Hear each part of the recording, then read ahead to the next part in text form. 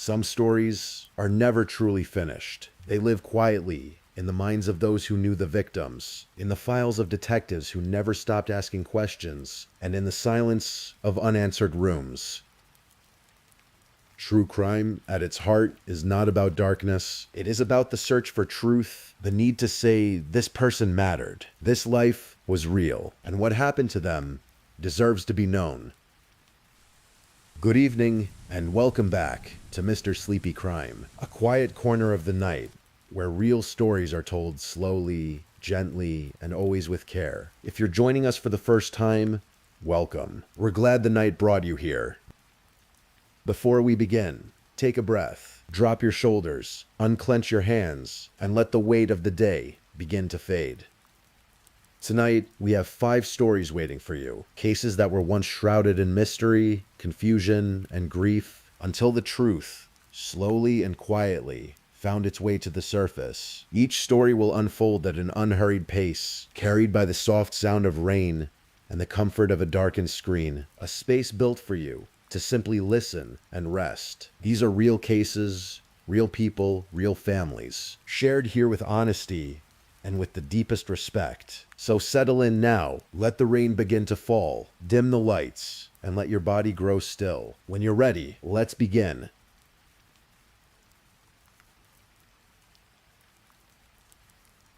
Story 1. The Case of Jesse Geoghegan.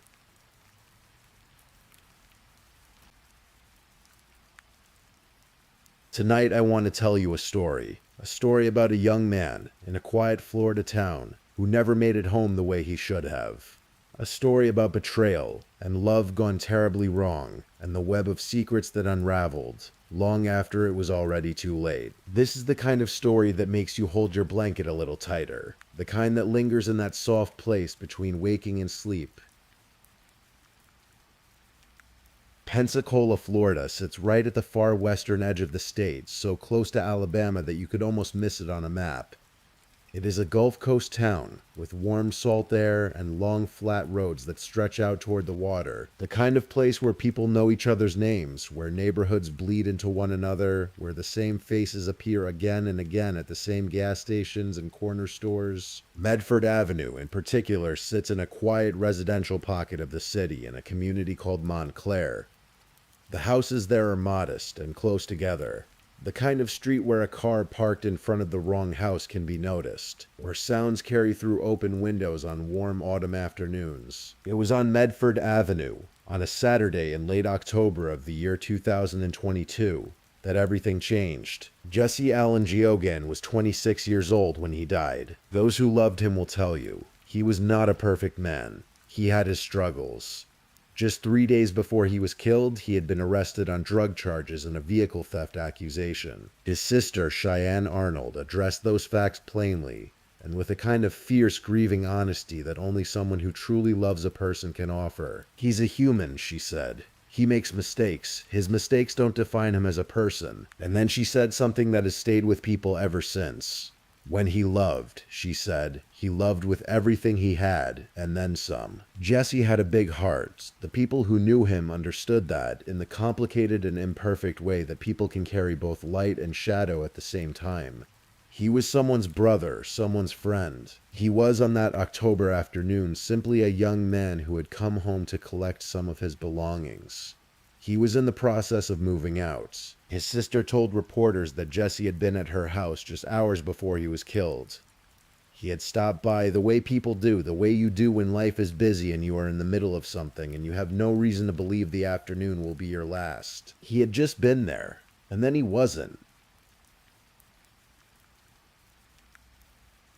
To understand what happened on Medford Avenue, you first have to understand the tangle of relationships that surrounded Jesse Geoghegan in his final weeks. There was a woman named Alyssa Marie Blackburn. She was 22 years old at the time. She was, according to the evidence presented at trial, Jesse's girlfriend, his partner, the person who was supposed to be closest to him. But Alyssa was also in a relationship with another man, a man named Jacob Colville. And Jacob Colville was, by every account that would later emerge in court, a dangerous person. A man with a history and a temper and a willingness to cross lines that most people would never approach. Somewhere in the middle of these two relationships, Alyssa Blackburn had made a choice. Perhaps it built slowly, the way bad decisions often do, one small step at a time, until suddenly the distance traveled is enormous and there is no clear path back. Perhaps it happened faster than that. Courts and juries can establish timelines, but they cannot always explain the human mind, the way people talk themselves into terrible things. The way love and anger and fear can become indistinguishable from one another. What the evidence would ultimately show was this. Alyssa Blackburn had, at some point before October 29th of 2022, expressed a desire for Jesse Giagan to be, as she reportedly put it, made to leave her alone, and she had said it to Jacob Colville. Text messages recovered during the investigation showed discord, ongoing and simmering between Alyssa, Jesse, and Jacob. A triangle of people all pulling in different directions with too much pride and too much history and not enough wisdom to simply walk away. 9 minutes before Jesse Giagan was murdered, Alyssa Blackburn sent a message to a friend. She wrote that Jacob Colville was going to kill Jesse. 9 minutes, and no one stopped it.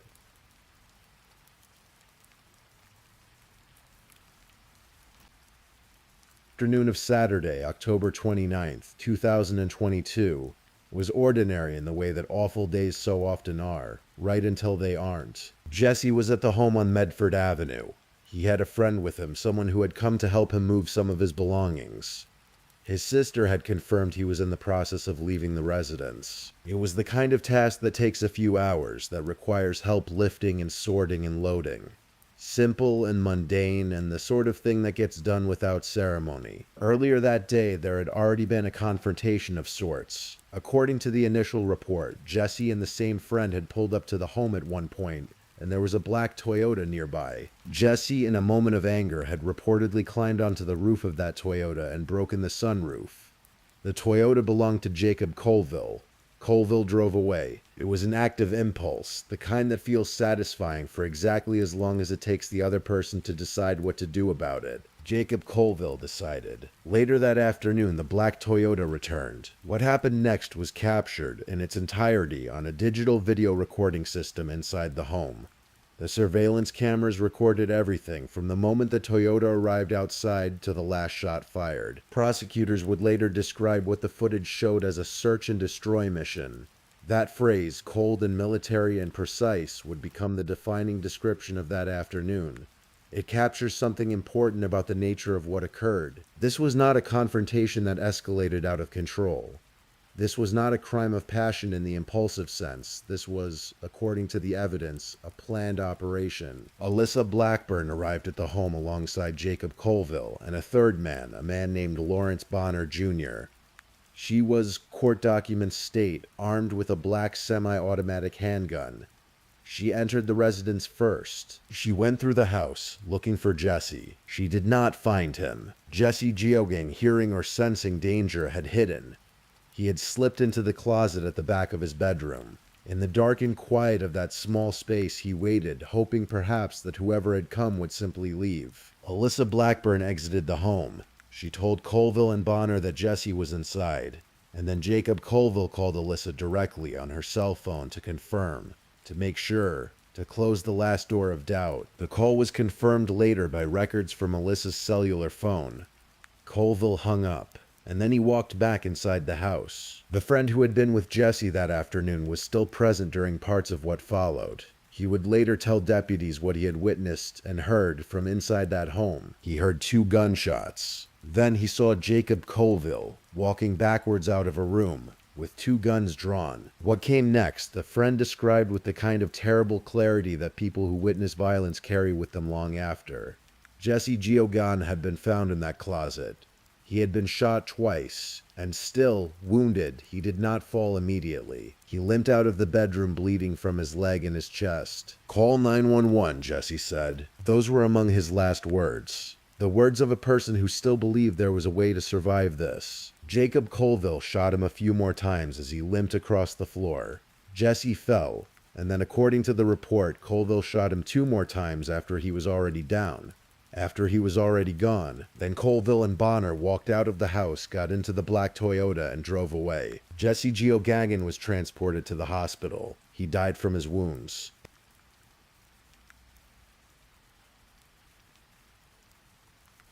In the hours that followed the shooting, a car was found on fire underneath the 11-Mile Creek Bridge, not far from the scene. Investigators believed it was connected to the murder. The fire that destroys evidence, that erases the trail. It is a detail that speaks to a certain kind of planning, a certain kind of cold-bloodedness. Alyssa Blackburn, when she spoke to investigators in the immediate aftermath, told the story. She said she had been walking the dog, and that when she came back, she found Jesse shot. She had not been inside. She had not known. She was a grieving girlfriend returning to horror. It was a lie, and it began to unravel almost immediately. Surveillance footage from inside the home told the true story. Eyewitness statements corroborated what the cameras had recorded. Her cellular phone data placed her in contact with Colville in those critical minutes. And then there were the text messages, the string of digital breadcrumbs that showed not only that she had known what was going to happen, but that in some deeply troubling way she had wanted it. The story she told investigators lasted about as long as it took the Escambia County Sheriff's deputies to review the footage. Jacob Colville did not stay in Pensacola after the murder. He fled. For a week he remained at large, a wanted man with a first-degree murder warrant and nothing left to lose. Law enforcement searched for him across Florida, following leads and tracing his movements. 1 week after Jesse Geoghegan was killed, officers with the Eustis Police Department in Lake County in Central Florida found Jacob Colville. He had been attempting to disguise himself. A search of the vehicle he was in turned up a firearm, methamphetamine, drug paraphernalia, and a backpack containing makeup and a hat with an attached wig.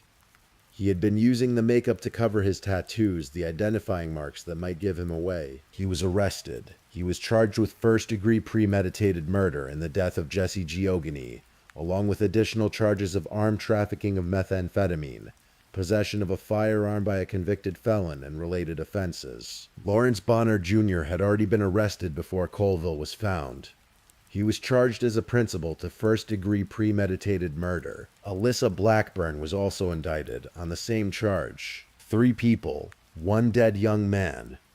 A home on Medford Avenue that would never feel ordinary again. The legal proceedings that followed the murder of Jesse Geoghegan stretched across years the way serious criminal cases often do, unfolding in separate courtrooms with separate juries, separate verdicts, separate sentences. Jacob Colville went to trial first. His case was heard in June of 2024, nearly 2 full years after he had walked into that house on Medford Avenue with guns in his hands. The prosecution, led by Assistant State Attorney Amy Shea, built its case around the surveillance footage, the witness testimony, and the simple, undeniable reality of what the cameras had captured. This is a case, Amy Shea told the jury in her closing argument, where the video really speaks for itself. The courtroom sat in near total silence for the first 5 minutes of her closing, while 3 separate surveillance feeds played on a screen at the front of the room.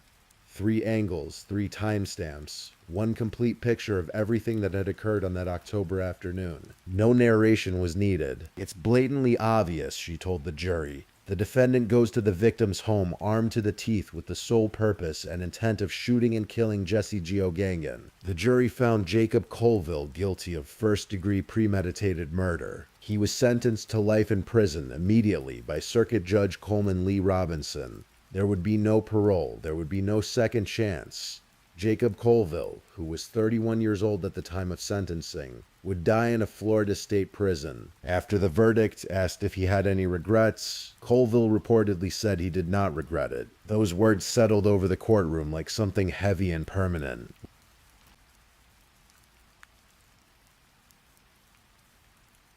Lawrence Bonner Jr. had a different reckoning. The evidence suggested that Bonner's involvement, while still deeply serious, was of a lesser degree than Colville's. He had been present, he had entered the home, but the details of his specific actions were less clear, and the prosecution recognized the value of his testimony in their case against Alyssa Blackburn. In August of 2024, Bonner reached a deal with prosecutors.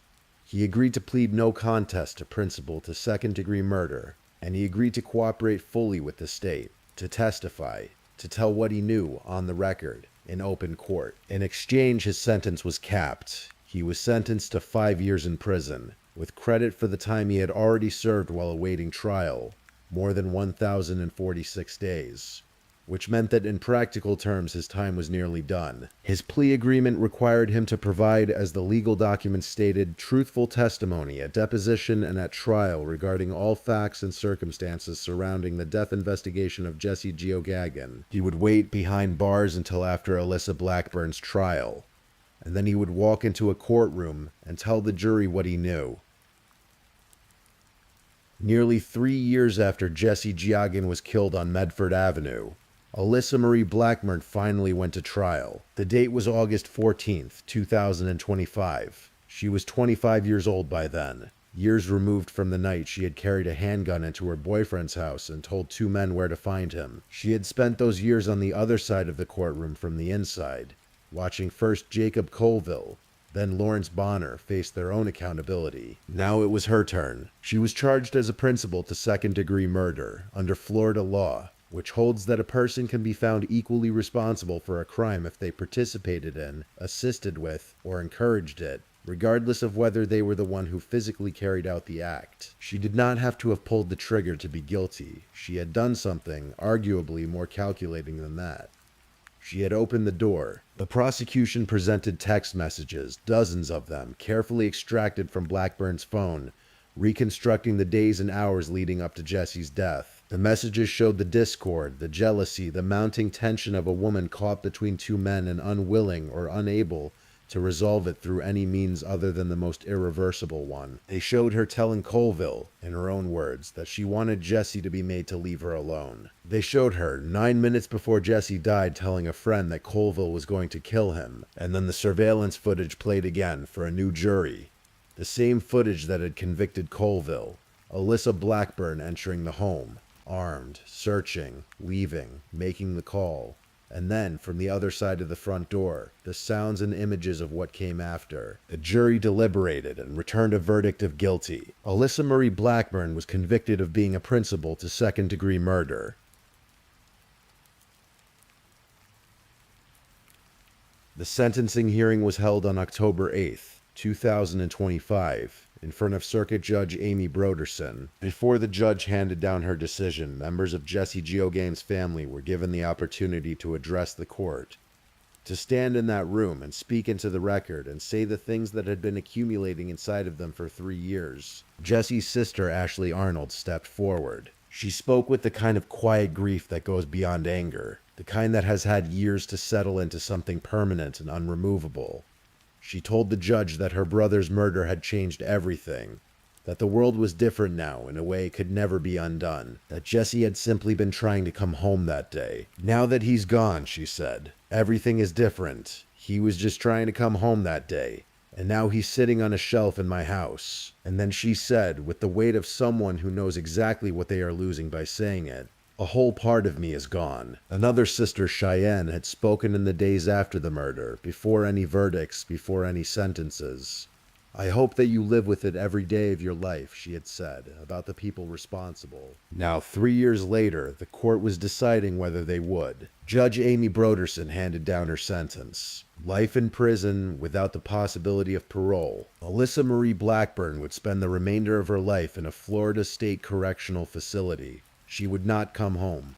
She would not see another October afternoon on any street other than the one behind prison walls. She would grow old inside that sentence, if she grew old at all. 3 people went to prison for the murder of Jesse Geoghegan. Jacob Colville, life without parole. Lawrence Bonner Jr., 5 years with time served. Alyssa Marie Blackburn, life without parole. Jesse Geoghegan was 26 years old when he hid in the back of a bedroom closet and listened to people move through his house looking for him.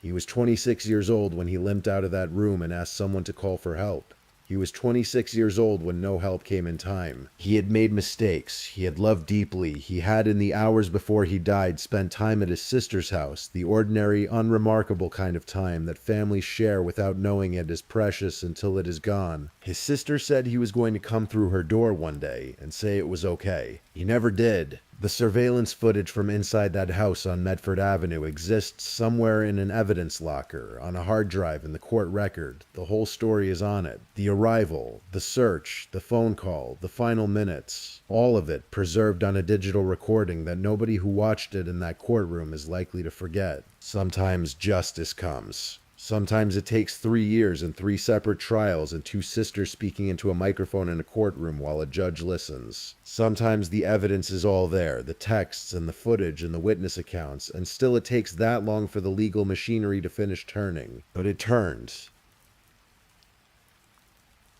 Jesse Geoghegan deserved better than the afternoon he was given on October 29th, 2022.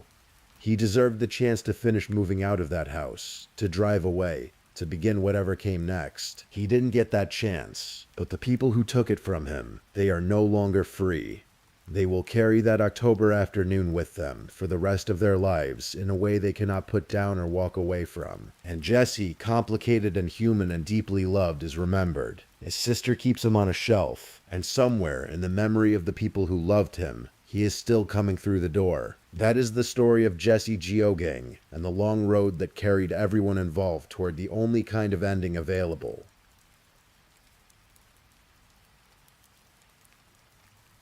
If this is your first time listening to one of our true crime stories, welcome to Mr. Sleepy Crime, where we explore these cases in a calm and respectful way. I also want to take a moment to appreciate my amazing subscribers who've been rocking with me. Thank you so much for your continued support. If you're still awake and listening, don't forget to drop a comment. Let me know where you're tuning in from and the current time in your corner of the world.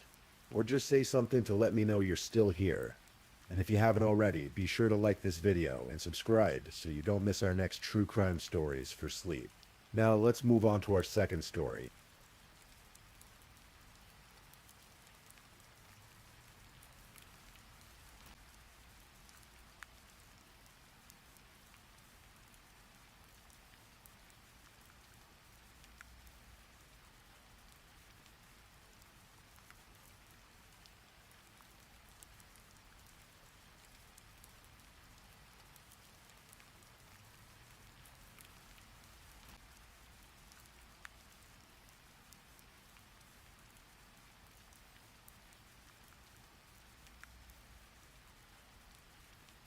Story 2. The Case of Tatiana Kassab.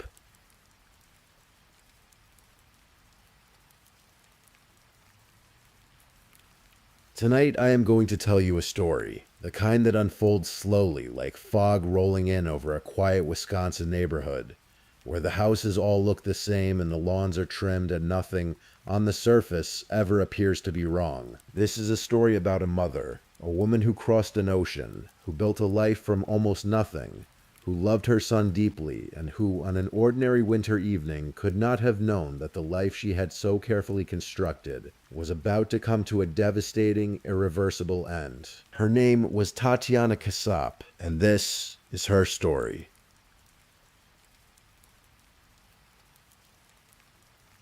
Somewhere in the small landlocked country of Moldova, a girl grew up. Moldova, if you have never heard of it, is a quiet country tucked between Romania to the west and Ukraine to the east. It is one of the smallest nations in Europe, a former republic of the Soviet Union, a place where many families dreamed of somewhere else, somewhere with more opportunity, more stability, more hope. And Tatiana Kassab was by all accounts one of those dreamers. We do not know every chapter of Tatiana's early life. The details, as with many immigrant stories, are sparse and private. What we do know is that at some point she made the kind of decision that takes extraordinary courage, the decision to leave the only world you have ever known and start again somewhere completely foreign. She came to the United States with her son Nikita. He was only a small child when they made the crossing, young enough that America would become his whole world, young enough that Moldova would fade into the background of his memory, like a half-remembered dream. Tatiana eventually settled in Wisconsin, in the village of Waukesha to be precise, a suburb about 20 miles west of Milwaukee, a place of quiet streets and chain restaurants and school buses and ordinary American life. She met a man named Donald Mayer. He was 51 years old, a steady presence, and by the accounts of those who knew the family, a kind one. He and Tatiana married, and by the time the world caught up with their story, they had been together for roughly 9 years. Donald welcomed Nikita into his life as a stepson. He reportedly treated the boy like his own. From the outside, the family at Cider Hills Drive appeared to be doing exactly what immigrants dream of doing. They were making it. Tatiana had enrolled at Carroll College, studying and building toward something. Nikita, their son, their teenager, was by all appearances a model student at Waukesha West High School. He had never missed a single day of school, not one. His attendance record was quite literally perfect. Neighbors noticed nothing unusual. There were no loud arguments spilling out into the driveway, no calls to the police, no warning signs written in the air of that quiet suburban street. The family, as seen from the outside, was simply a family. Ordinary, unremarkable, safe. But things that appear safe are not always so.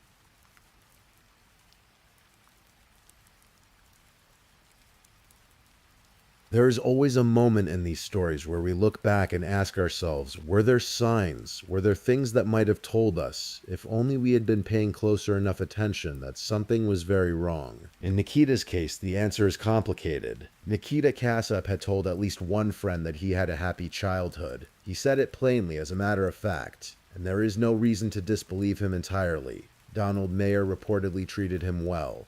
Tatiana was, by all indications, a devoted mother. The home had warmth in it. There were family photos. There was a dog, a loyal, gentle dog named Toby, who would eventually become one of the most heartbreaking details of this entire case. But something had shifted inside Nikita. Quietly, invisibly, the way a crack spreads through ice before anyone thinks to test the surface. Prosecutors would later say that Nikita had been spending enormous amounts of time online, deep in corners of the internet that most people would never willingly visit. He had been reading about serial killers. He had been reading about school shootings. He had become, according to District Attorney Leslie Bose, addicted to disturbing websites, though she did not elaborate on the specifics in open court. What the evidence did reveal, in painstaking digital detail, was a young man who had constructed an entire alternate reality inside his head.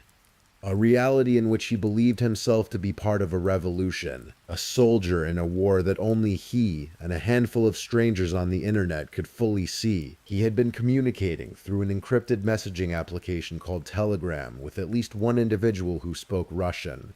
The nature of that relationship, who the person was, how they found each other, what precisely was promised and exchanged, remained murky. But the messages themselves were preserved, and they were chilling. In those messages, Nikita asked questions, practical questions, logistical questions, questions that no 17-year-old boy should ever be asking.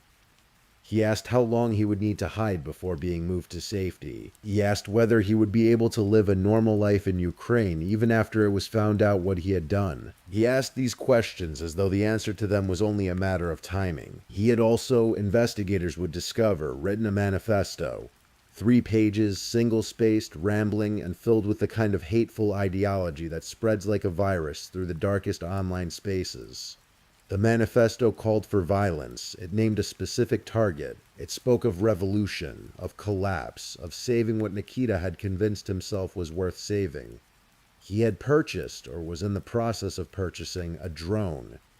He had inquired about explosives. He had, according to federal authorities, paid for at least a portion of what was described as a weapon of mass destruction. All of this was happening in the months before February of 2025. And Tatiana Kassup, who loved her son, who had uprooted her entire life to give him a better one, did not know.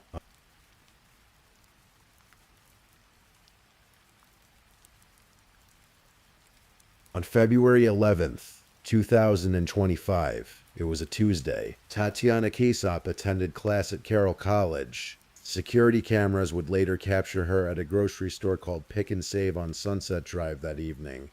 She was wearing a winter coat. She looked like a woman doing errands, the kind of quiet, unremarkable errand that fills the in-between spaces of a life. She was picking up something from the store. She was going home. Donald Mayer had also been out that day.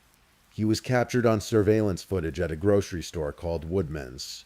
He too was heading home. Neither of them would ever be seen alive again. What happened inside that house on Cider Hills Drive in the hours that followed? The precise sequence of events, the words that may or may not have been spoken, remains a matter of evidence and inference. What the evidence showed coldly and clearly was this. At some point on or around February 11th, Nikita Kasap took a firearm, a .357 Magnum revolver that belonged to his stepfather, and he shot them both. Donald Mayer was shot in the back of the head. He was found later in the first-floor office of the home, his body covered in blankets and pillows, as though someone had attempted in some hollow way to make him comfortable. Tatiana Kasap was shot 4 times, in the neck, in the upper torso, in the abdomen, in the wrist. An autopsy would later confirm each wound in the clinical, heartbreaking language of forensic medicine. Her body was found in the hallway of the first floor, covered by a blanket and a towel. Her face, by the time police arrived, had already been darkened by decomposition. She had been lying there for 17 days.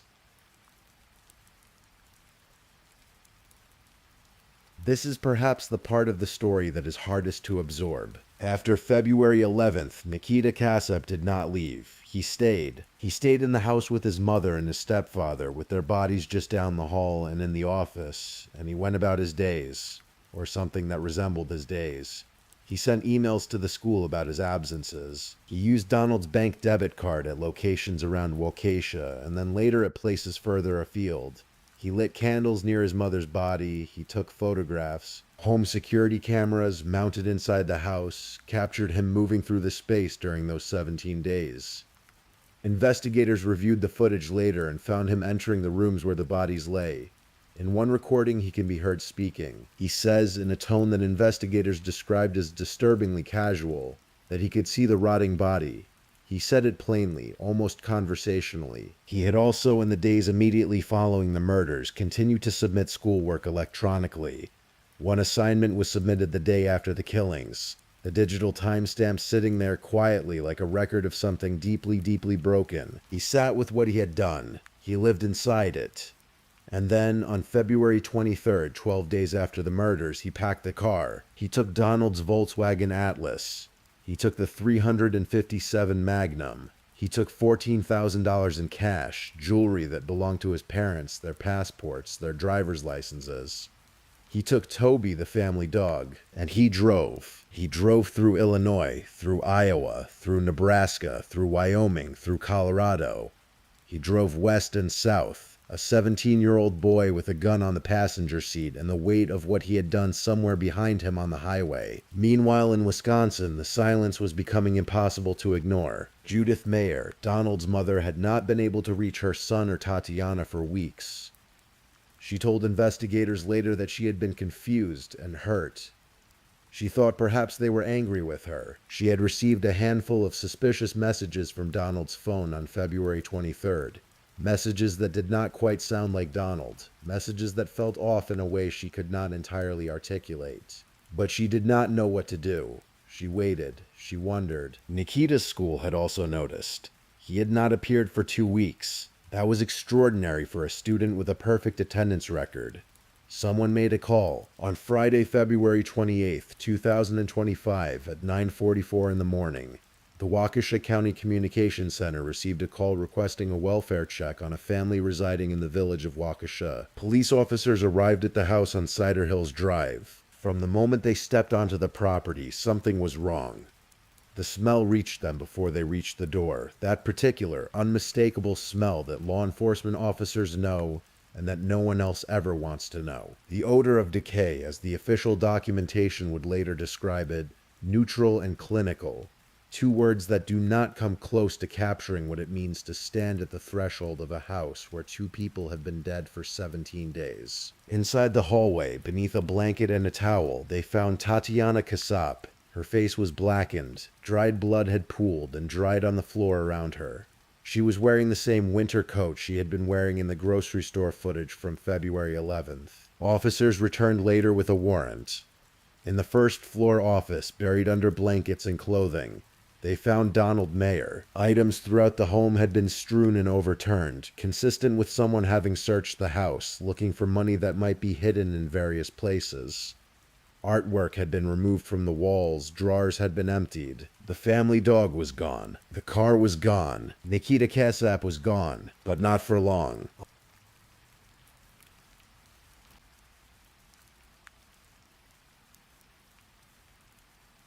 On the same day that police were standing inside that house on Cider Hills Drive, Nikita Kasap was driving through rural northwestern Kansas. He had been on the road for 5 days by then. Somewhere in the flat, wide-open plains of a state he had likely never visited before, a traffic stop caught him. He ran a stop sign. It was something small, the kind of minor infraction that barely registers in a normal day. The kind of thing that most drivers do once in a while without consequence. But when officers pulled over the Volkswagen Atlas and looked inside, they found a great deal more than a teenager who had run a stop sign. The gun was in plain view on the passenger side floorboard. Unused ammunition and shell casings were in the vehicle. His parents' driver's licenses were there. $14,000 in cash.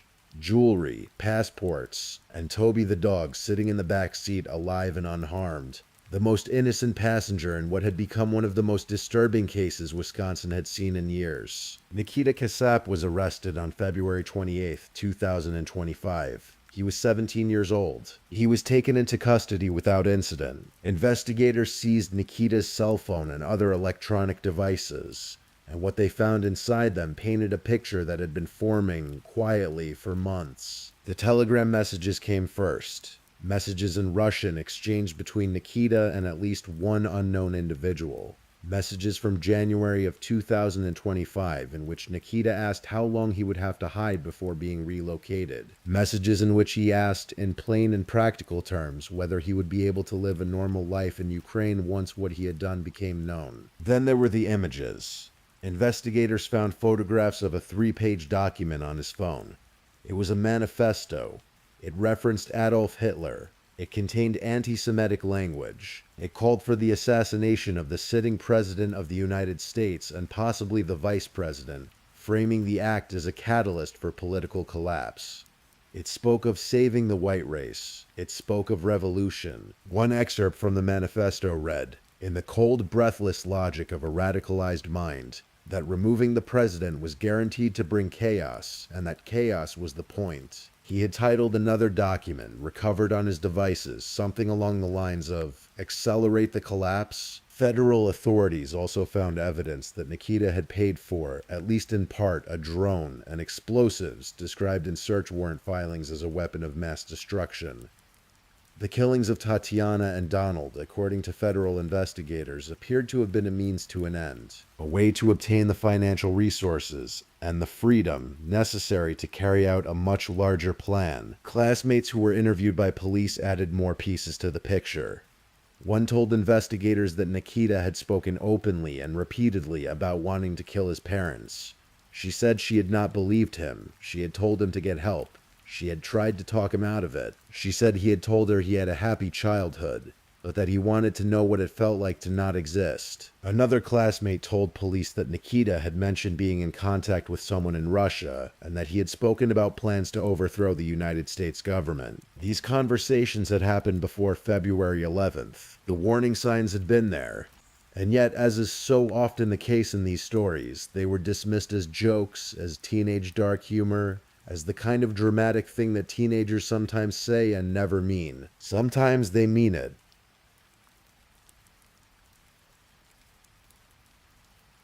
Nikita Kasap was charged with 2 counts of first-degree intentional homicide, as well as a series of additional felonies, 2 counts of hiding a corpse, 2 counts of theft, operating a vehicle without consent, intimidating a witness, and 2 counts of identity theft. He was charged as an adult. Bail was set at $1 million. The months that followed were slow and procedural, the way legal proceedings always are, full of motions and continuances and documents filed and documents responded to.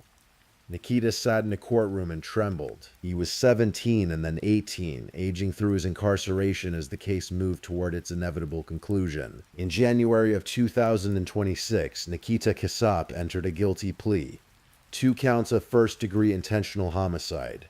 In exchange, prosecutors dismissed the 7 remaining charges. Each homicide count carries a mandatory sentence of life in prison. On March 5th, 2026, Nikita Kasap stood before Judge Ralph Ramirez in Waukesha County Circuit Court to be sentenced. He gave a speech. He was tearful. He said he loved his mother. He said he worried about her constantly, even something as small as watching her reach for something on a high shelf. He said he was not as close with Donald Mayer, but that Mayer had always treated him like a son. And then he said something that prosecutors and observers would carry with them long after the courtroom emptied. He said he had become obsessed with hateful thoughts. He said, "I thought I was part of a revolution. I thought I was part of a war. I told myself bad things had to happen." District Attorney Leslie Bowes told the judge that Nikita Kasap was too dangerous to ever be released. She argued for no possibility of parole. She said that she did not want to take any chances that he might one day be considered rehabilitated. Judge Ramirez called the offenses horrific. He called them inexplicable. He said he did not have a crystal ball that could tell him whether Nikita would ever change or when. And then he handed down 2 life sentences. No parole, no extended supervision, no possibility of release. Nikita Kasap will spend the rest of his natural life in a Wisconsin prison.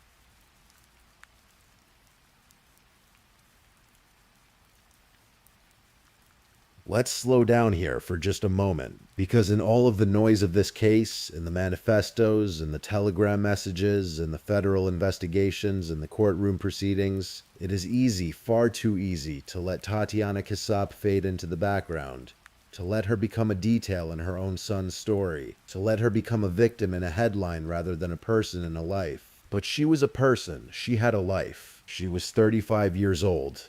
She had grown up in Moldova, a small country that most Americans could not find on a map, and she had made the brave, exhausting, hopeful decision to leave it. She had come to a country where she did not grow up, where the customs were unfamiliar, where she had to learn and adapt and rebuild herself from the ground up.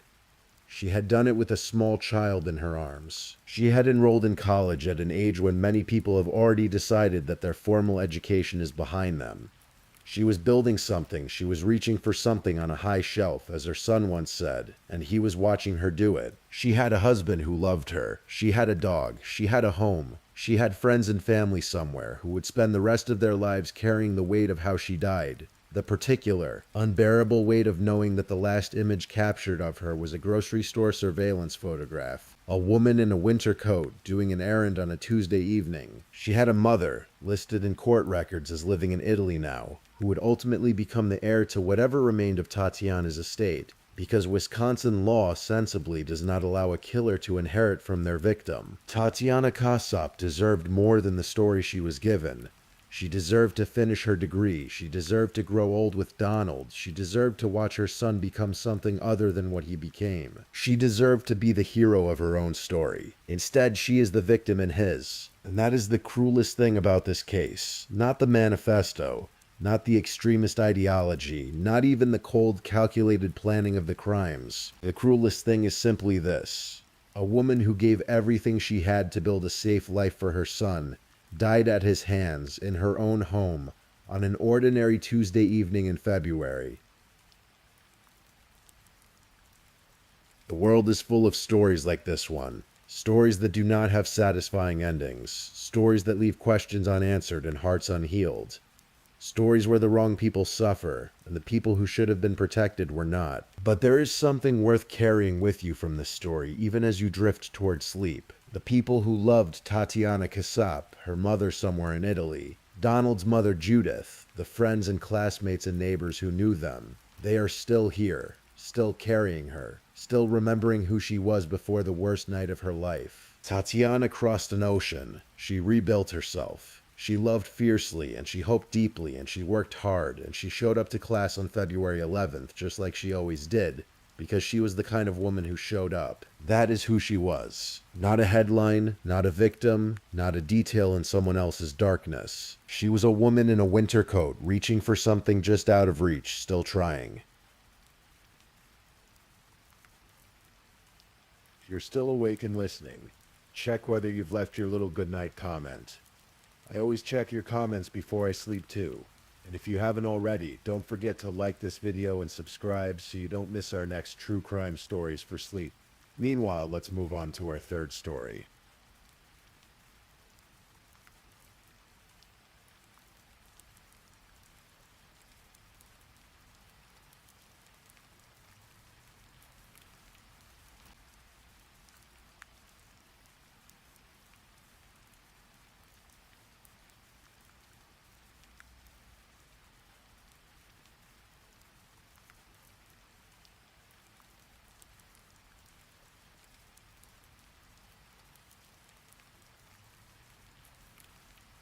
Story 3. The Smiling Widower. The Case of Anthony Lear.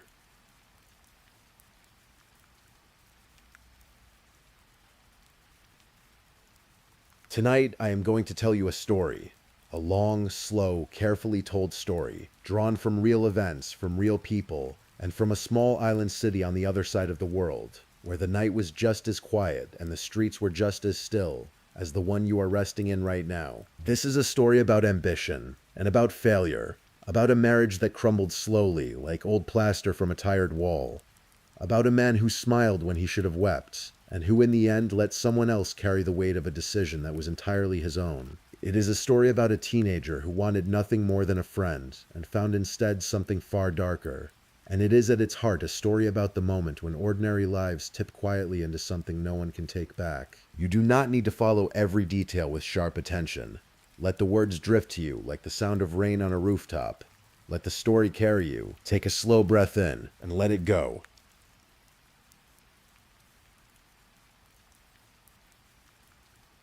Singapore in the year 2001 was a city that never truly slept. It was a place of gleaming towers and narrow side streets, of hawker stalls open past midnight, and the constant low hum of a nation that had built itself, in barely 4 decades, from a colonial trading port into one of the most prosperous and orderly cities in all of Asia. The streets were clean, the rules were strict, and the people by and large moved through their days with a quiet industriousness, trusting in a system that promised safety in exchange for order. It was in this city, somewhere between its ambition and its stillness, that a man named Anthony Lear Tieng was born, sometime around 1967. He was the youngest of 4 children, 3 boys and a girl, raised in a household that did not stay whole for very long.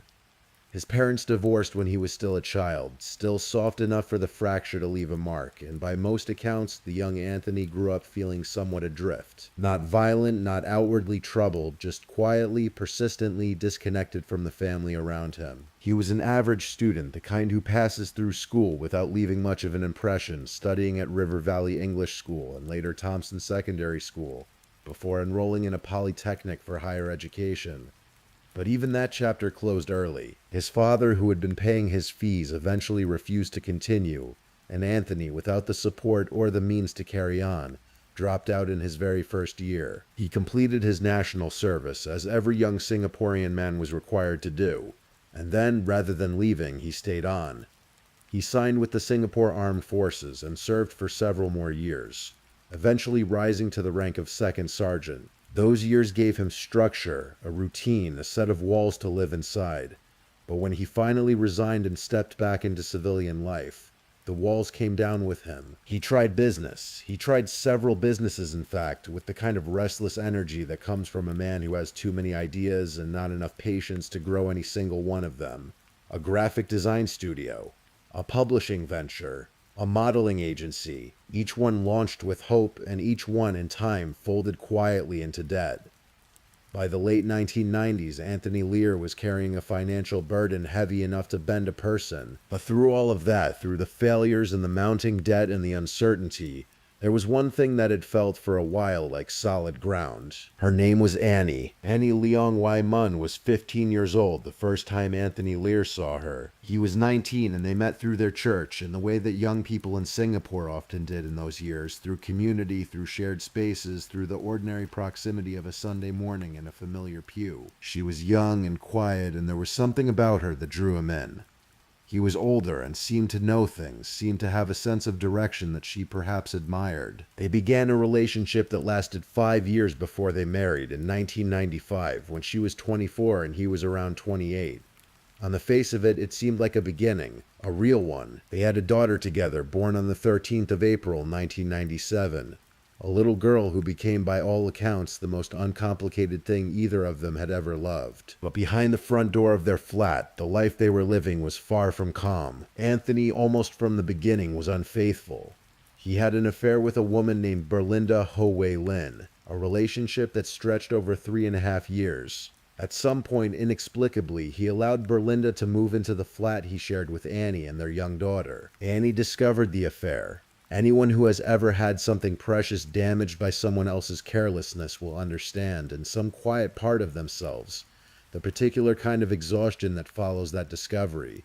Not just the anger, but the long, slow weight of it. And still, Annie stayed. For a while. He had another affair with a woman named Marilyn Tan Su Fen, with whom he had also attempted a business partnership.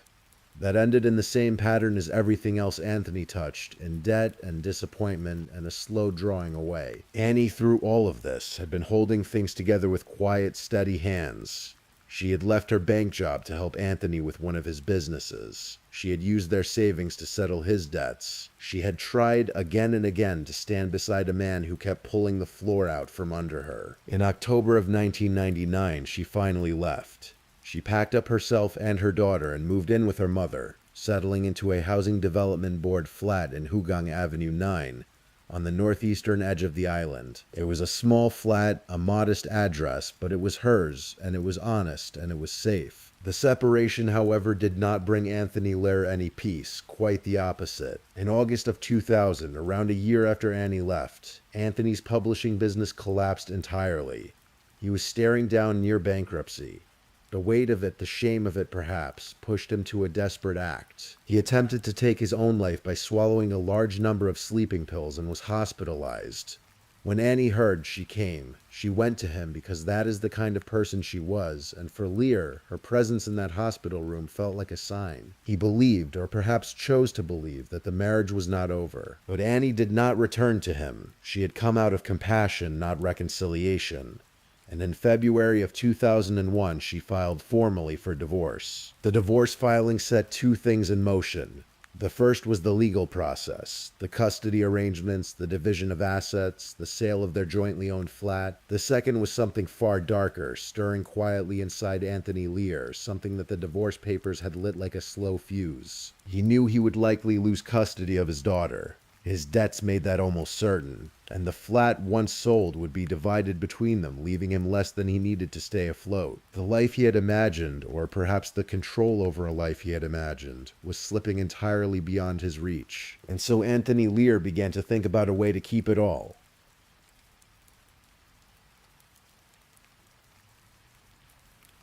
There is a McDonald's restaurant in Pasir Ris, a quiet residential town on the eastern edge of Singapore, not far from where Anthony Lehr lived. In 2001, Pasir Ris was a suburb of wide green spaces, of low-rise housing blocks and cycling paths that wound along the coastline. It was the kind of neighborhood where teenagers gathered in the evenings simply because there was nowhere else to go, sitting outside fast food restaurants in the warm equatorial air, passing time the way young people do, talking, joking, watching the night go by. In February of 2001, Anthony Lehr began spending time near that McDonald's. He was a man in his mid-30s. He dressed casually, spoke easily, and carried himself with the relaxed confidence of someone who understood young people, or at least knew how to make them feel understood.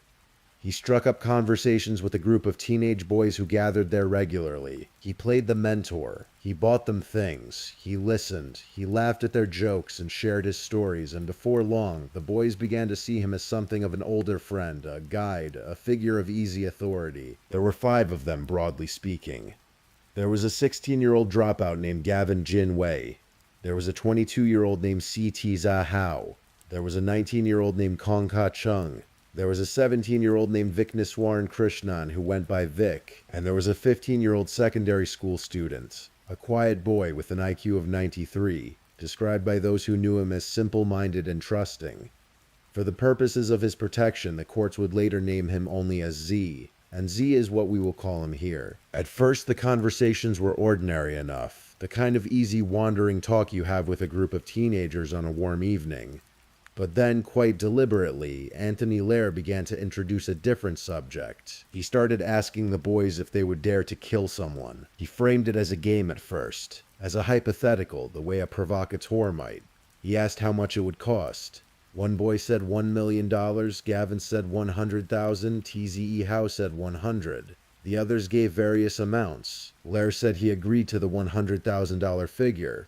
And then, quite calmly, he told them who the target was. His wife, the woman he hated, he said, for keeping him from his daughter, for making his life difficult, for everything. Most of the boys laughed it off. Vicness Warren later told the court that he found it strange and a little disturbing that Ladd brought up killing his wife every time they met. He thought the man was simply unwell. T.Z.E. Howe, the 22-year-old, came to realize Ladd was serious and suggested he hire a professional. Ladd told him he could not find one. Gavin began to understand that something dark was real beneath the casual talk, and he backed away. He tried in his own way to warn Z, but Z was different. Z was 15 years old and impressionable, and Anthony Lair had been building a relationship with him for 5 years. Not the 5 years since the McDonald's meetings, but 5 years altogether since Z had been a child of 10. Lair had, by some accounts, been a presence in Z's life since long before the divorce, since before the plot took any shape. He was someone Z trusted, perhaps one of the first adults outside his family who had ever truly seemed to pay him attention, and Anthony Lair knew exactly how to use that. In the first week of May 2001, Anthony Lair's approach changed. The casual conversations gave way to something more specific, more insistent, more enclosed. He brought Gavin and Z to his flat. He showed them photographs of Annie and of their daughter. He brought out a knife, a long steak knife with a wooden handle, and he told the boys to practice. He demonstrated how it should be done. He showed them the angle of approach, the placement of the hand, the motion of the blade across a throat. He used a rolled newspaper as a prop. He made them rehearse. Gavin, after speaking with a 14-year-old female friend who pleaded with him not to follow through, eventually withdrew.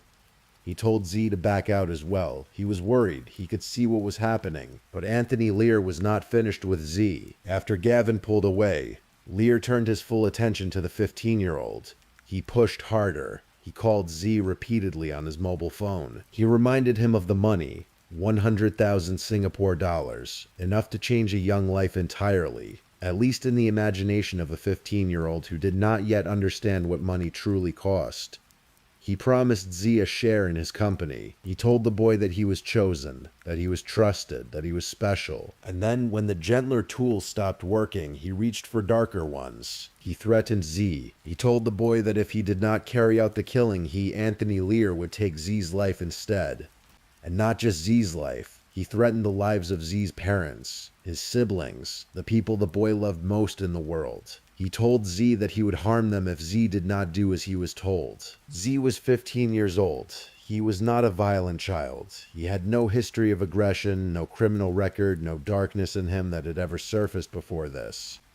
He was a boy who wanted to take his GCE level examinations that year. He was a boy who loved his parents. He was a boy who had, entirely by the accident of a McDonald's car park and a grown man's loneliness, ended up in a room where there seemed to be no door. The first attempt came on the 10th of May, 2001. Anthony Lair drove Z to Hogang Avenue 9, to the block of flats where Annie lived with her mother and their daughter. He instructed Z to wear a helmet to hide his face. He gave him the knife. He told him to go to the 4th floor, to wait, and to do what had been practiced. Z went, he climbed the stairs. He saw a woman getting out of a taxi below and called Lair to ask for a description. Lair told him. Z moved toward the lift lobby of the 4th floor, but he missed her. And then coming out of the flat, Annie appeared with her daughter, the small girl, walking toward the playground. Z stood there on the landing, looking at a mother and her child, and he could not move. He could not do it. He went back. The second attempt came on the 11th of May. Z arrived at the block again, helmet in hand. He placed the helmet on a parked motorcycle in the car park below, deciding quietly in that moment that he was done, that he would not do this. And then his phone rang. It was Lair. Lair talked to him, pushed him, and once again Z climbed the stairs. Once again he reached the 4th floor. And once again, Annie was not alone. He saw her in the playground with Anthony Lair himself and their daughter, the three of them together, and something in the image broke whatever resolve Lair had rebuilt in him. He went back. It had not happened. After 2 failed attempts, Anthony Lair was no longer patient. He told Z that there would be no turning back. He told him that the threats were real, that the consequences of failure were worse than the consequences of following through. For the next 2 days, Z stayed away from Lair entirely. It was Mother's Day weekend, and Z spent it with his own mother, as normal a thing as he could find to hold on to. But on the 13th of May, 2001, he went back to Lair's flat. Lair had been calling him. Persistently, repeatedly, the way that controlling people call, not to speak but to assert presence, to remind a person that they cannot simply disappear. Z answered and went, and at the flat, Lur rehearsed the plan one final time. He also mentioned, almost in passing, that earlier that day he had gone to see Annie and their daughter, and that he had tried to do the killing himself, but had not been able to find the opportunity. Z later wrote in his confession that hearing this made him feel something like relief. Perhaps Lear would do it himself. Perhaps it would be over. It was not over. On the 14th of May, at around 9 in the evening, Z returned to Lear's flat once more. They rehearsed. Lear wrapped the knife in a page of newspaper, a torn page from a copy of the new paper dated the 23rd of April. He passed it to Z. Z tucked it into the waistband of his jeans. They took a bus together to Hogang. At some point the two separated. Lear called Z and told him to wait at a specific spot on the 5th floor landing of Block 923, Hogang Avenue 9. He told him that Annie would be coming home alone that night, that their daughter would not be with her. Z waited. Around 10 in the evening, Lear called again. He told Z that Annie had just arrived home. Annie Leong Wai Mun, 30 years old, had stepped out of the lift on the 4th floor of her block and was walking toward her mother's flat. She had had an ordinary day. She was a real estate agent, young and capable, with a quiet life ahead of her and a daughter she was raising with everything she had. She walked the familiar corridor toward home. Z came from behind. He was not a large boy, not an imposing one. He was 15 years old and wearing plain clothes, and his hands were shaking. He attacked her from behind, slashing her across the neck with the knife and then stabbing her in the chest. Annie screamed. Her mother, Madame Chin Shui Ling, who was inside the flat, heard the sound and rushed out. She found her daughter collapsed in the corridor, bleeding. Z ran. He bolted down the stairs and out of the block into the warm Singapore night.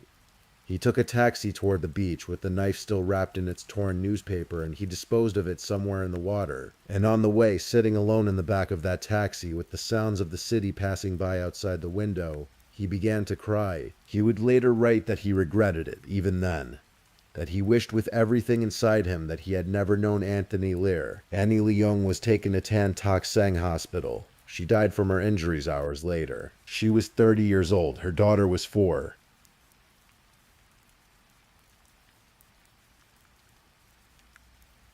The news of Annie Leong's death broke quickly through her family and community, and within hours, word reached the police and the investigation began. Anthony Lear, learning that his wife was dead, went to the hospital. He went to the wake. He played the role of a grieving husband with the kind of careful, studied performance that, to those who did not know him, might have passed for real. He spoke about being devastated. He shook his head at the tragedy of it all. But police investigators, experienced in the particular language of people who were hiding something, found his manner strange. When questioned in the early hours of the 15th of May, Lear's answers were evasive, inconsistent, a little too controlled. He said the right words, but not in the right order. Something was off. Then came the forensics. At the scene of the murder, investigators found something small and ordinary and damning. A torn piece of newspaper. The weapon had been wrapped in it. The page was from a copy of the new paper, dated the 23rd of April. When police searched Lear's flat 2 days later, they found the matching half of that same torn newspaper. A page torn down the middle. One half at the scene of a murder. The other half in the home of the dead woman's husband. On Anthony Lear's computer, investigators found something else. A Microsoft Word document containing a simulated conversation dated the 17th of May, in which a character communicated phrases like, "Payment might have to wait." It was a fabricated exchange constructed to look like a back and forth between two people, written by one person. Lear had been preparing a cover story, or perhaps practicing one, in the days after the murder. Meanwhile, word of what had truly happened was already moving through the group of teenagers who had been gathered outside that McDonald's for months. 2 days after the murder, Z called his 16-year-old friend and told him what he had done.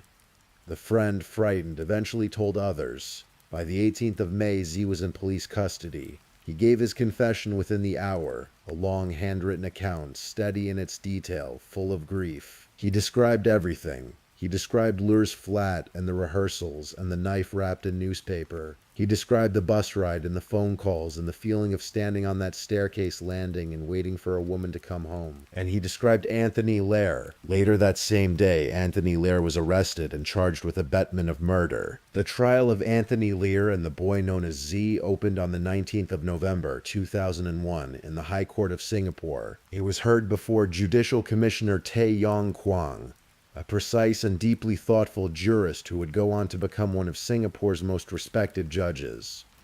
The prosecution was led by Deputy Public Prosecutors Lo Chung Yao and Edwin San Ong Kiar. Anthony Lear was represented by one of Singapore's most celebrated criminal defense lawyers, a man named Subhas Anandin, who was known across the island for his tenacity and his humanity in equal measure.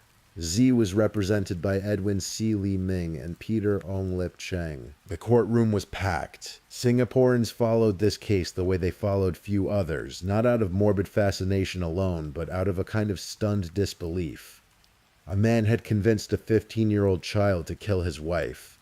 A 15-year-old child had done it, and the man, the adult in the equation, the one who had conceived and planned and rehearsed and directed the whole thing, had done so with such calculated coldness that the city found itself struggling to attach a familiar shape to what he had become. Throughout the proceedings, Anthony Lear wore a smile. It was noted by journalists, by court observers, by Subhas Anandan himself in his memoir. Not a smile of nervousness, not the uncomfortable grimace of a man trying to hold himself together. A strange, steady, almost contented smile, as though the proceedings were mildly amusing to him, or as though he were watching a play in which the outcome did not particularly concern him. He maintained from beginning to end that it had all been a game of bluff. He insisted he had never actually intended for anyone to kill Annie. He said he had been surprised when Z took him seriously. He said the whole thing had spiraled out of control, that he had been a man talking nonsense in the heat of marital frustration, not a man giving a contract to a child. Judicial Commissioner Tay did not believe him. The evidence was overwhelming and specific. The torn newspaper matched. The Microsoft Word document existed. Z's confession was detailed and internally consistent. Multiple witnesses from the teenage group described, separately and in substantial agreement, the weeks of conversations at the McDonald's, the visits to Lur's flat, the rehearsals with the knife, the offers of money. Berlinda Ho, Lur's former mistress of 3.5 years, testified that Lur had spoken often and seriously about killing his wife, and had threatened Berlinda herself on multiple occasions. She said that when Annie raised the idea of divorce, Lur had become, in her words, unhinged. And then there was Z's handwritten confession, reproduced in part in the court documents and later in the Straits Times collection of Singapore's most notable crimes. In his own words, a 15-year-old boy described what it had been like to be slowly, deliberately shaped into a weapon. He described the rehearsals without emotion, the practical facts of them, the newspaper and the knife and the photographs of a woman he had never met. He described waiting on that staircase and the phone ringing and running away afterward. He described the taxi ride to the beach and the knife going into the water. And he wrote at the end of his confession that he really regretted doing it, even at this point of time while writing this. Judicial Commissioner Tay, in his judgment, described Z as a morose and mortified teenager still trying to come to terms with the cataclysmic events of those preceding months. He said he saw no mean miniature monster in him. He detected no vengeful or vicious spirit in the boy. He understood that Z had been manipulated, threatened, and ultimately broken into compliance by a man who had spent 5 years building the trust necessary to make such compliance possible. Of Lear, the judge was far less gentle. He described the case as a death match on the chessboard of reality, in which the boys had been used as pawns. He found Lear guilty of abetment of murder, having conceived, planned, and directed the killing of Annie Leong with deliberate intent and calculated cruelty. On the 5th of December 2001, Anthony Lear was sentenced to death. Z, who had been found guilty of murder but could not be sentenced to death due to his age, was ordered to be detained indefinitely during the president's pleasure.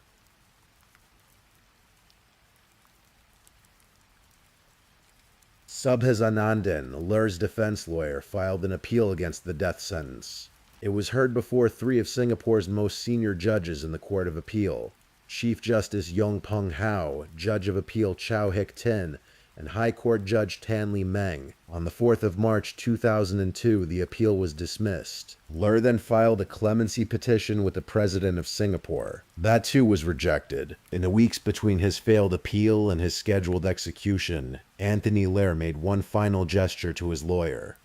He offered to donate his kidneys to Subhas Anandan, who was dealing with health problems of his own. Subhas declined, but recalled the offer in his memoir with something that was neither warmth nor coldness, simply acknowledgement. The strange last act of a man who had always wanted to be seen as generous, even when nothing else about him had been. On the 13th of December 2002, Anthony Ler Wee Ting was executed by hanging at Changi Prison. He was the only one who died for what happened on the 14th of May, 2001. The boy the courts named Z spent the years that followed inside Queenstown Remand Prison and then in other facilities within Singapore's correctional system. He studied. He sat his GCE N-level examinations, the same ones he had been preparing for when the whole terrible episode began. He passed them, he continued, he sat his O-levels, he sat his A-levels, he earned a university degree. By all accounts that emerged over the years, he worked with a quiet, steady seriousness, building an interior life in the only way left open to him. He was deeply remorseful. This was not the performance of remorse that sometimes emerges from people who understand that remorse is what is expected of them. It was noted by the people who worked with him, assessed him, counseled him over the years, a genuine and continuous grief for what he had done to a woman he had never known, and to a little girl who lost her mother when she was 4 years old. In 2013, Z submitted a clemency petition to then-President Tony Tan. It was denied. In 2017, at around 31 years of age, he submitted a second petition to President Halimah Yacob. On the 2nd of November 2018, after 17 years in detention, Z was released. He had been granted clemency by the president of Singapore. He walked out into a city that had changed enormously since the night he had walked into it carrying a knife wrapped in newspaper. Annie Leong's mother, Madam Chin Shui Ling, who had held her daughter in that corridor 17 years before and had never left the flat where it happened, told a family friend that she bore no bitterness toward Z's release. She was not without sorrow. She would never be without sorrow. But she was without vengeance, which is perhaps its own quiet kind of courage. Z's own parents, who had never stopped loving him, who had visited him through all those years, were there when he came out.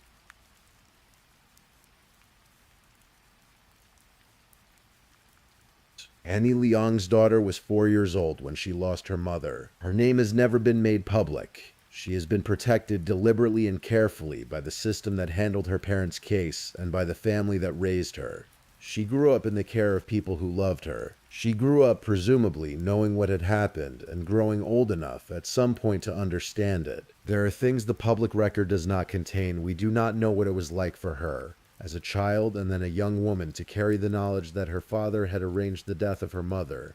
We do not know how she speaks of it, or whether she speaks of it at all. We do not know what she keeps and what she has let go. She was 4 years old. That is all we know for certain of how she began the story. There is something that sits with you after a story like this one. Not horror, exactly, not the sharp, jagged feeling of something sudden and violent. Something quieter than that. The way certain kinds of sadness settle, slowly, like dust after a long disturbance. The image of a woman walking down a corridor toward home, not knowing that her ordinary evening was the last one she would ever have.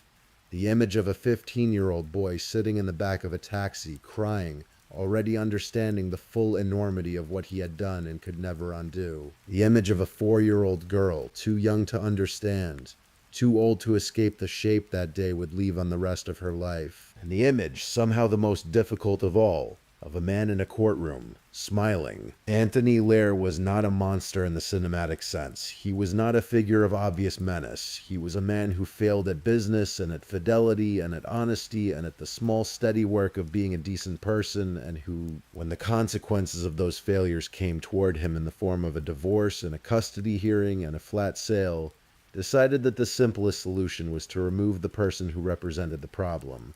He recruited a child to do it. He trained him, threatened him, and sent him out with a knife. And then he smiled. The case of Anthony Ler remains one of the most discussed true crime cases in Singapore's history.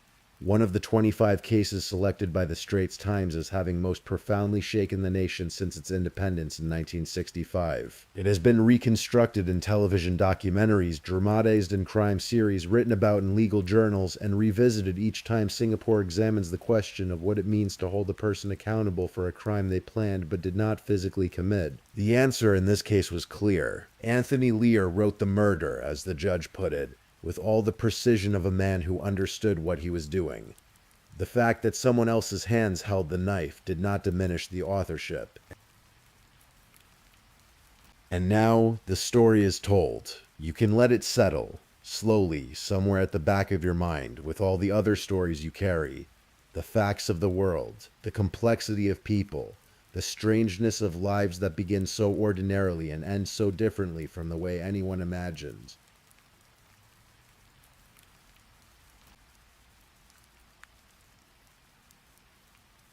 Please, I'm just putting it out there. If you're still awake and listening, drop a comment. Let me know where you're tuning in from, the time in your part of the world, or just say something to let me know you're still with me. And of course, if you haven't already, like this video and subscribe so you don't miss the next true crime story for sleep. Now, let's move on to our fourth story.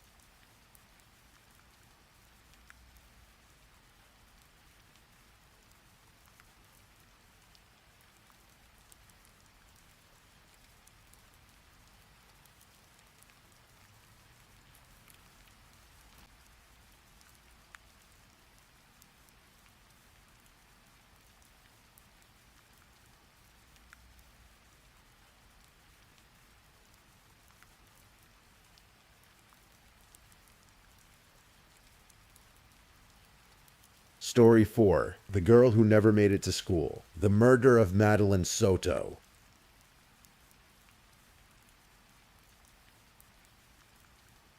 Tonight I am going to tell you a story, one that took place not so long ago, in the warm, sun-soaked state of Florida. A story about a little girl with a love for the color purple, a girl who carried her whole world inside a pink dinosaur blanket, and a girl whose disappearance on an otherwise ordinary Monday morning shook an entire community to its core. This is the story of Madeline Soto. Take a slow breath in and let it go. We are going to take this one quiet step at a time.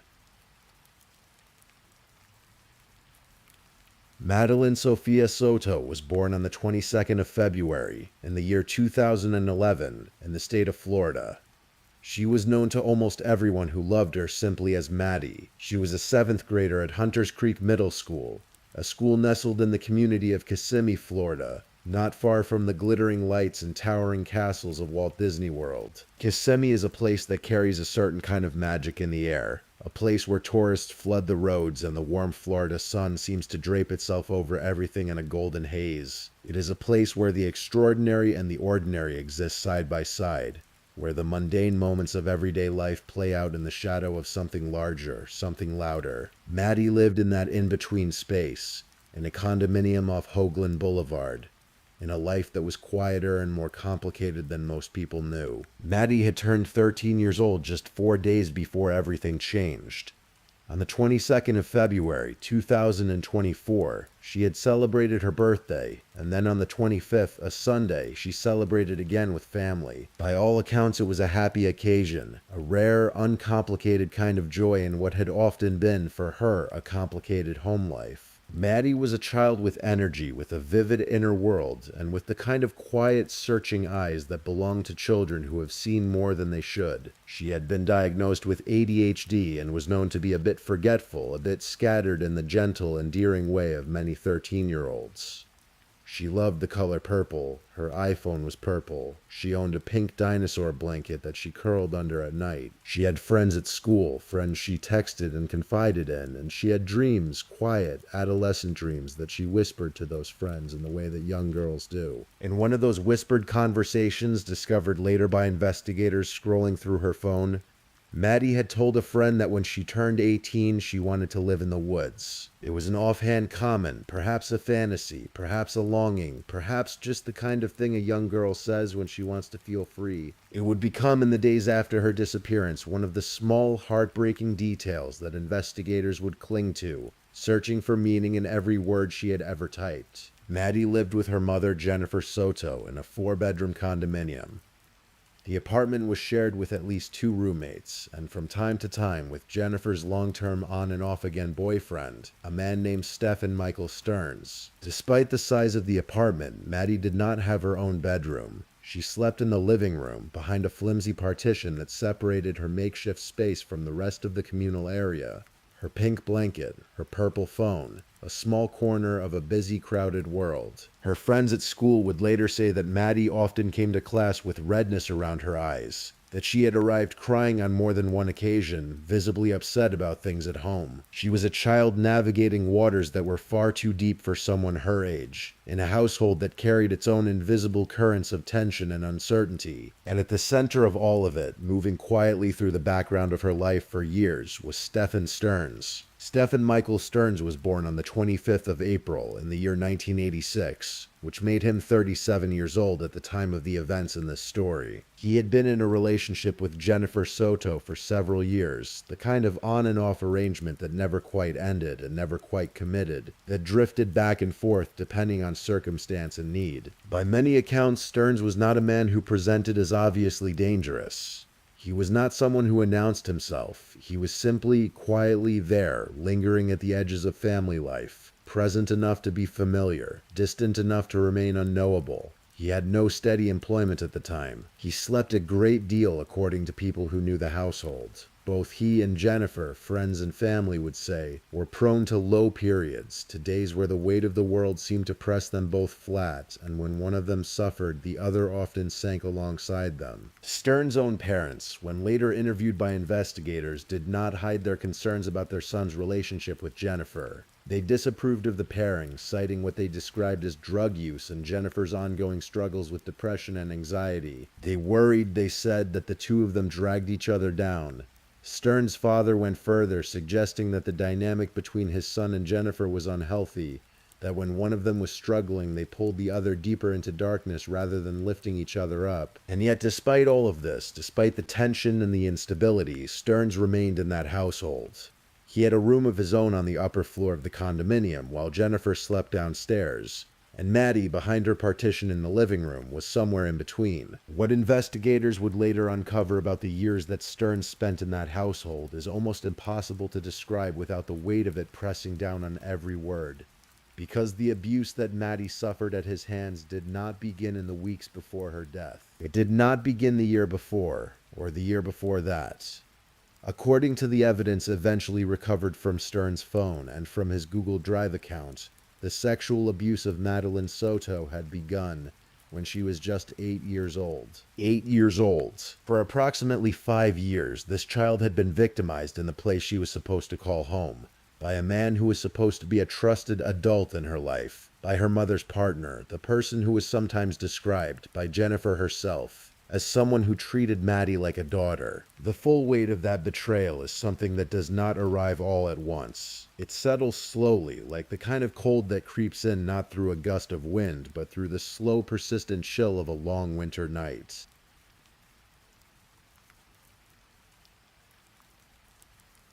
On the morning of Monday, the 26th of February, 2024, Madeline Soto woke up in her makeshift bedroom in the living room of the Kissimmee condominium, on what would be the last morning of her life. The night before had been, by all accounts, unsettling. One of the roommates in the house later told investigators that she had heard sounds coming from the upstairs bedroom, where, according to what Jennifer later told police, Maddie had gone to sleep that night alongside Stephen Stearns, while Jennifer herself slept downstairs in her own room. The roommate described what she heard as noises that she could not quite categorize, sounds that left her uneasy in the way that many things in that household left people uneasy, noticed but not spoken. By the morning of the 26th, Jennifer was preparing for the day. She told investigators she last saw Maddie around 8 in the morning getting ready for school. Maddie was dressed and seemed ready to go. Stephen would drop her off. It was, Jennifer said, an arrangement that occurred from time to time, though at least one roommate later noted to investigators that she had never, in all her time living in that house, seen Stephen take Maddie to school. At some point that morning, Maddie left the apartment with Stephen Stearns. She left behind her phone.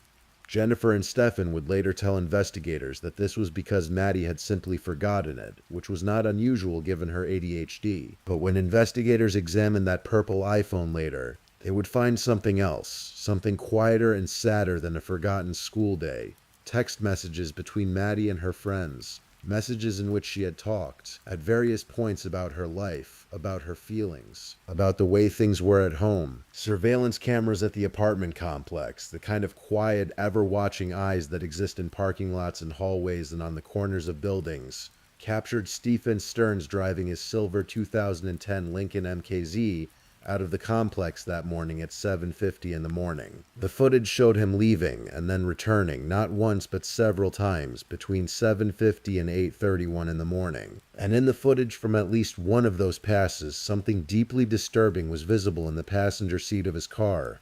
A figure in a green sweatshirt, head slumped over to one side, completely still. Not sleeping, not napping, not leaning against the window the way a drowsy teenager might on the way to school. Still, and at 7:30 that same morning, before many of those passes were even complete, surveillance footage captured Stephen Stearns at a dumpster in the Venetian Bay apartment complex, wearing a red shirt and tan pants, carrying 2 large white trash bags, and throwing them inside. Inside those bags, as investigators would later discover, were Maddie's backpack and her school-issued laptop. He never drove her to school. At the point that he was throwing her belongings into a dumpster at 7:30 in the morning, Madeline Soto was almost certainly already gone. The school day passed. Hunters Creek Middle School recorded Madeline Soto as absent for every single period of the day. Not one teacher checked her name off in the morning. Not one bell rang that she was present for. She was simply, quietly not there. At around 4 o'clock in the afternoon, Jennifer Soto arrived at the school to pick her daughter up. She waited, she looked around, she did not see Maddie. She drove to her own mother's place of work, thinking perhaps Maddie had gone there instead. Maddie was not there either. She called friends, she circled the neighborhood. And at 8 o'clock that evening, Jennifer Soto filed a missing persons report with the Orange County Sheriff's Office. Deputies arrived and began a canvass of the area. They brought a bloodhound through the neighborhood surrounding the school, following any trace of a scent. They came up empty. Madeline Soto was gone. The following morning, the story reached the news. Jennifer spoke to reporters. She appeared on a Zoom call with a local television station, visibly distraught, pleading for information about her daughter. And there, in the background of that interview, barely noticeable but present in the way that he so often was, barely visible through the frame of the camera, was Stephen Stearns. Investigators were already watching him closely. When detectives sat down to interview Stearns on the 27th, he told them a story. He said he had driven Maddie toward the school that morning, and that she had asked him to drop her off a block away, near a church on Town Loop Boulevard, because she was embarrassed to be seen arriving in his old Lincoln. He said she had gotten out of the car, walked toward the school, and that was the last he saw of her. He said she seemed fine. He said he thought nothing of it. Investigators listened carefully. They asked questions. They circled back. And they noticed something that experienced detectives always notice in situations like this: the way a story shifts when it is being constructed rather than remembered. On one pass, Stearns said Maddie had been awake and alert in the car. On another, a newly released interview showed him describing her as asleep in the passenger seat, leaning back, he said, just kinda conked out napping, with the seat reclined. These were not small inconsistencies. A child who was alert and walking into school, and a child who was asleep and reclined in the passenger seat are 2 very different images. They cannot both be true. And then investigators checked the surveillance footage, the license plate readers, the traffic cameras that dotted the roads of Kissimmee and the surrounding area like silent witnesses to every movement, every turn, every unexplained detour. Stephen Stearns never drove toward Hunters Creek Middle School that morning. He never dropped Madeline off near any church. His car had moved in entirely different directions, passing through routes that led away from the school rather than toward it. By the time Jennifer was waiting at dismissal, Maddie had not been at that school for a single moment of the day.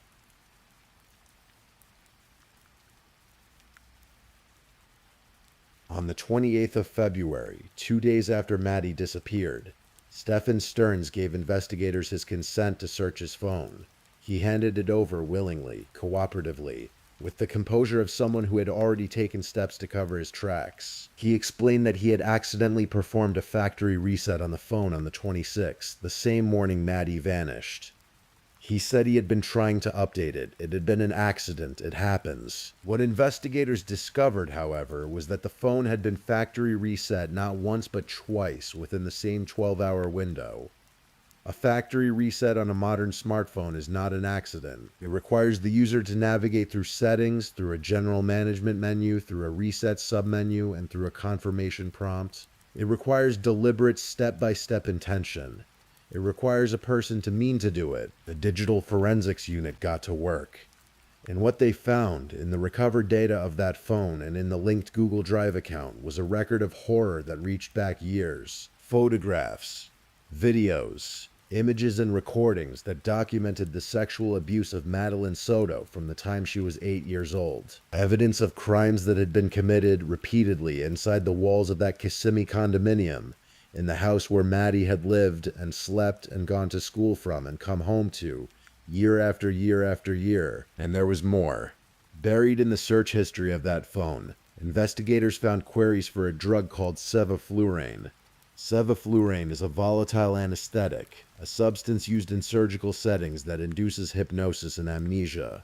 Someone had been searching for information about it. The implication of that search, in the context of everything else investigators were finding, did not require much imagination to understand. When Stearns was later jailed, a recorded conversation between him and one of his relatives offered what may have been the closest thing to an admission. In that call, when a relative pressed him, told him that he had participated in what had happened, Stearns replied simply, "Yeah." And when the relative asked how the whole situation had come about, Stearns said something even more chilling. He said, "I didn't start it." 3 words that inverted the reality of everything, that attempted to place the responsibility for years of abuse on the shoulders of a child.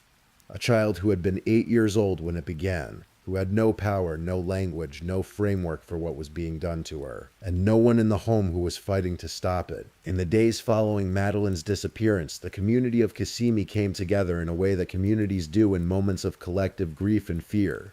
Flyers went up all over downtown Kissimmee. The image on those flyers was a school photograph, the kind of photo every parent keeps. A young girl with dark hair and a gentle expression, the kind of face that makes a stranger feel as though they know her. The Orange County Sheriff's Office launched a massive search operation. Over 100 personnel were deployed, including deputies, detectives, bloodhounds, intelligence analysts, and specialized search teams. The Florida Department of Law Enforcement added Madeline to their missing child alerts, listing her as endangered, a classification used for children believed to be at risk of harm from a predatory situation. Sheriff John Mina spoke at a press conference with the gravity of a man carrying more information than he could yet share. He said that investigators had accessed Maddie's phone and found the messages she had sent to friends about wanting to live in the woods when she turned 18. This led search teams into wooded areas behind Hunters Creek Middle School and throughout the surrounding region. But as the hours became days and the search teams came up empty-handed, the tone of the investigation began to shift. On the 28th, Stephen Stearns was arrested, not yet for anything directly connected to Maddie's disappearance, but on charges of sexual battery and possession of child sexual abuse material, based on what forensic investigators had discovered on his phone. He was taken to the Orange County Jail. He refused to make a first court appearance. He said nothing useful. He offered nothing. Jennifer Soto, meanwhile, was staying at a hotel near Walt Disney World with Stearns and his father, as the condominium was being investigated. Those who observed her during this time described her as believing, genuinely or otherwise, that Stephen was the wrong guy, that investigators were making a mistake, that her daughter would be found. It was only when detectives showed her the surveillance photograph of Maddie slumped in the passenger seat of Stearns' car, motionless and pale, that Jennifer Soto went silent for a long moment, and then began to cry. She was asked directly by investigators if she believed Stearns was responsible. She said, "At this point I do." On the 1st of March, 2024, 5 days after Madeline Soto had last been seen alive, the Osceola County Sheriff's Office found her body. She was discovered in a wooded area east of the small town of St. Cloud, in Osceola County, not far from Pearl Lake.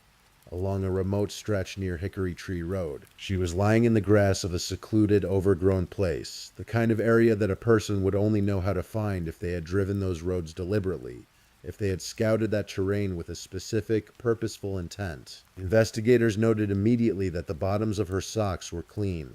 She had not walked there, she had been carried. The investigation shifted in that moment from a missing persons case to a homicide. When detectives arrived at Jennifer Soto's door that evening to tell her what they had found, she reportedly received the news in silence at first, before grief arrived, slowly and heavily, the way it does when a part of a person already knows what they are being told. In the days that followed, the Orange County Medical Examiner conducted an examination of Madeline's body. The findings, released publicly in late March of 2024, were devastating and unambiguous.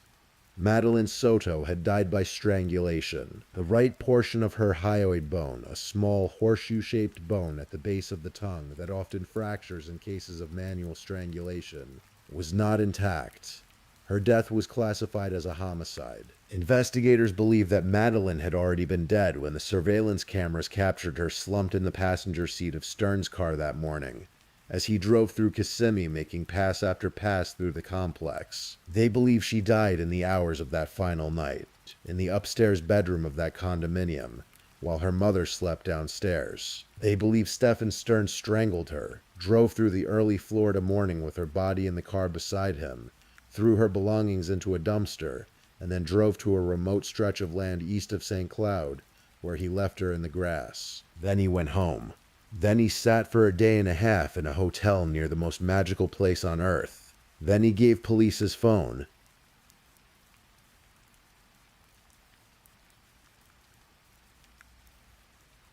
In the aftermath of the discovery of Maddie's body, the full scale of what Stephen Stearns had done began to emerge in layers, each one darker than the last. On the morning of Maddie's disappearance, while she was reportedly missing and her mother was telling the world she had last been seen getting ready for school, surveillance footage placed Stearns at a specific location, the Venetian Bay apartment complex dumpster, at 7:30 in the morning, carrying 2 large white trash bags. Inside one of those bags was Maddie's backpack. Inside another was her school-issued laptop.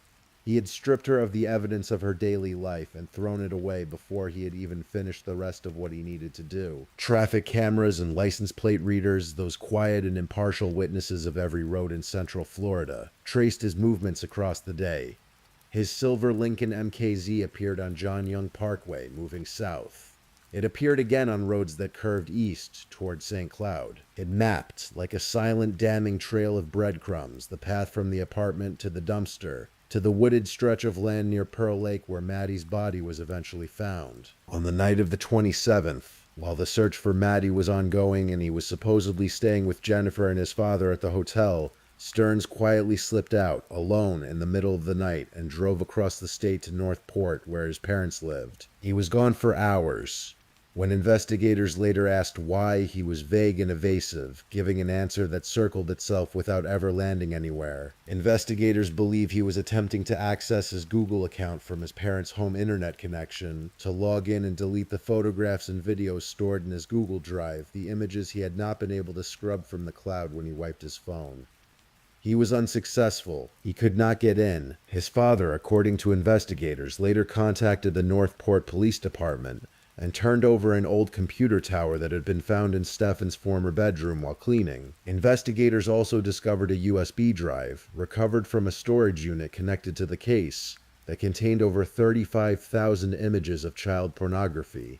35,000. In that same storage unit were a hard drive and other materials, though the hard drive itself appeared not to have been used since 2020, and yielded no additional evidence. The totality of what was found amounted, eventually, to 60 criminal charges against Stephen Stearns, 40 counts of unlawful possession of materials depicting the sexual performance of a child, 8 counts of capital sexual battery on a child under the age of 12, 5 counts of sexual battery against someone between the ages of 12 and 18, 7 counts of lewd or lascivious molestation, and first-degree premeditated murder. In April of 2024, a grand jury indicted Stearns on the murder charge.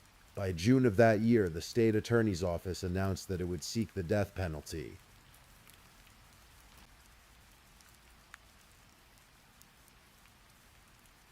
For over a year, the case moved through the courts with the slow, deliberate weight of the legal process.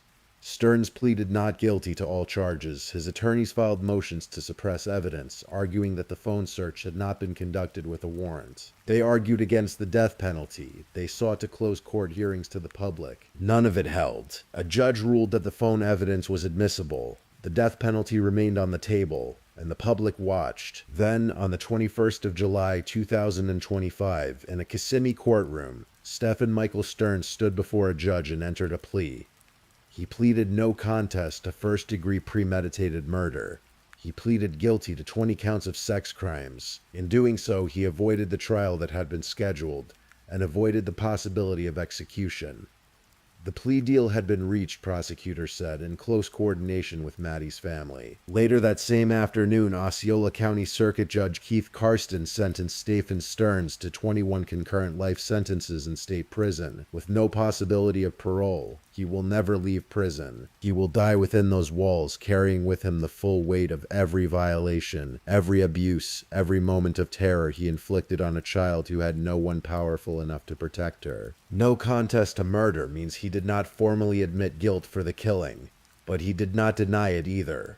And in the courtroom that day, the family of Madeline Soto was present, and they spoke. Maddie's father, Tyler Wallace, had not been a primary presence in her daily life, something he acknowledged in his statement to the court. He was a man who, by his own words, had wanted to be more a part of her life, who had grieved not only the daughter he lost, but the future with her that he would never have. He stood before the judge and addressed Stephen Stearns directly. He said he could not grasp the selfishness of what Stearns had done. He called him depraved. He called him weak. He called him a coward.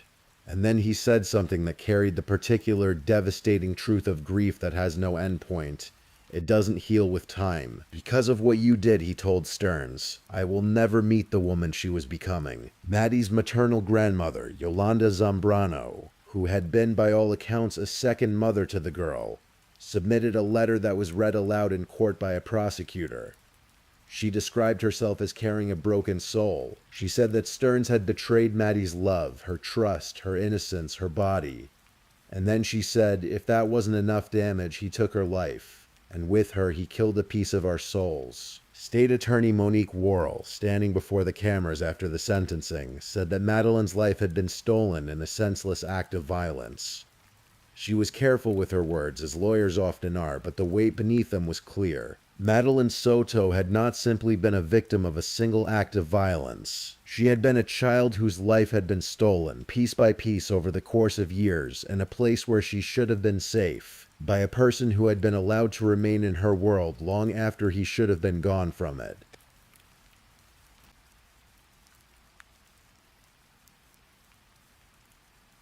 There is one detail from this case that I have returned to many times. In the quiet hours, when the facts of a story settle and the human weight of it begins to be felt rather than just understood. When Stephen Stearns drove to that dumpster on the morning of February 26, 2024, before the rest of the world had woken up to the fact that Maddie was missing, he threw away her backpack, he threw away her school laptop, he threw away the ordinary objects of a 13-year-old girl's school day. The things she carried because she was a student, because she was supposed to be going somewhere, because she had a whole day ahead of her. He threw them away. He did not throw them away in a panic. He drove to that dumpster deliberately. He parked, he got out, he lifted the bags, he put them inside. He got back in his car, with Maddie still in the passenger seat, slumped and still and wearing her green sweatshirt, and he drove away. In one of the evidence photographs taken by investigators inside the Kissimmee condominium during the search of the property, among the items cataloged and removed was a pink dinosaur blanket and a purple comforter, the things a 13-year-old girl puts on her bed, in her corner of the living room, in the apartment that was never entirely hers but that she had tried to make feel like home. Those small, soft, ordinary things, the color of childhood and comfort and sleep. Maddie never came home to them again. Madeline Soto was 13 years old. She had just turned 13 4 days before she was killed. She had a birthday, and she had cake, and she had family around her, and she went to sleep that night the way children do, in the ordinary, unremarkable way without knowing it was one of the last times. Her story is not just a story about violence, or about crime, or about the failures of those who should have protected her. It is a story about a girl, about a purple phone and a pink blanket and a corner of a living room that she called her own, about a child who told her friends she wanted to live in the woods someday, who came to school with red-rimmed eyes and still showed up, who was a seventh grader and a birthday girl and a daughter and a granddaughter who was loved and who deserved so much more than the life she was given. She deserved to grow up. Stephen Michael Stearns will spend every remaining day of his life in a Florida state prison. He will wake up behind those walls and he will go to sleep behind those walls and he will never again be free. That is the only justice the law could offer for what he took. Maddie's family carries her forward. Her grandmother with her broken soul that still breathes and still remembers. Her father who will never meet the woman she was becoming. The friends who knew her, the classmates who made the memorial outside her school when they learned what had happened, who left flowers and rosaries and stuffed animals at the edge of the road where she was found, who cried for a girl they may not have known but recognized as one of their own. She was one of us, she was a child, and she mattered. Settle in now wherever you are. Let your breath slow, and let your body rest. Tonight we remembered Madeline Soto. We said her name, and in saying it, we carry her a little further into the world.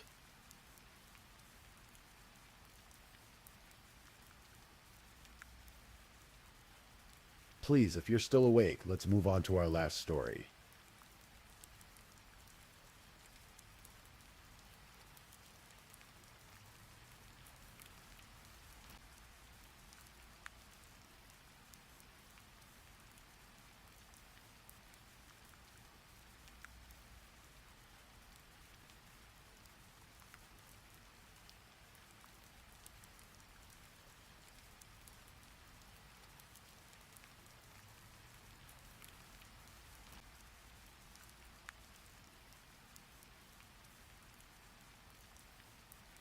Story 5. The Case of Esther Estepa.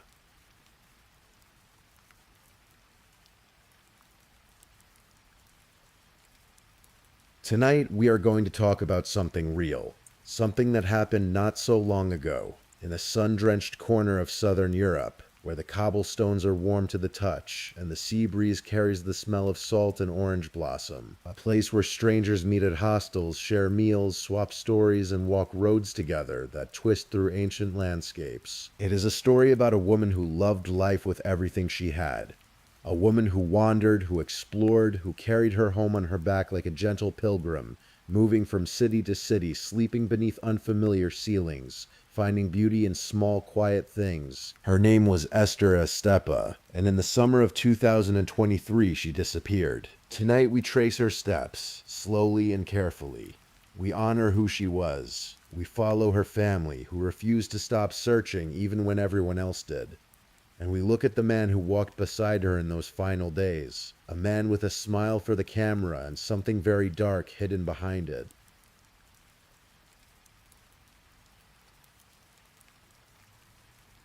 Esther Estepa was 42 years old when she disappeared. She was born in the early 1980s, a Seville woman through and through, raised in the warm amber light of Andalusia, that wide and ancient region of southern Spain where flamenco echoes down tiled alleys and summers stretch long and golden into September. She was the kind of woman people remembered, not because she was loud, but because she was present, warm, genuinely curious about the people she met. She had a laugh that people who knew her describe as infectious, the kind that fills a room and lingers after she has left. Esther loved animals deeply. She kept 2 dogs, and those animals were not simply pets to her. They were family. She spoke about them the way a mother speaks about her children, with tenderness, with worry, with a kind of quiet devotion that said everything about who she was as a person. By the time she reached her early 40s, Esther had chosen an unconventional life.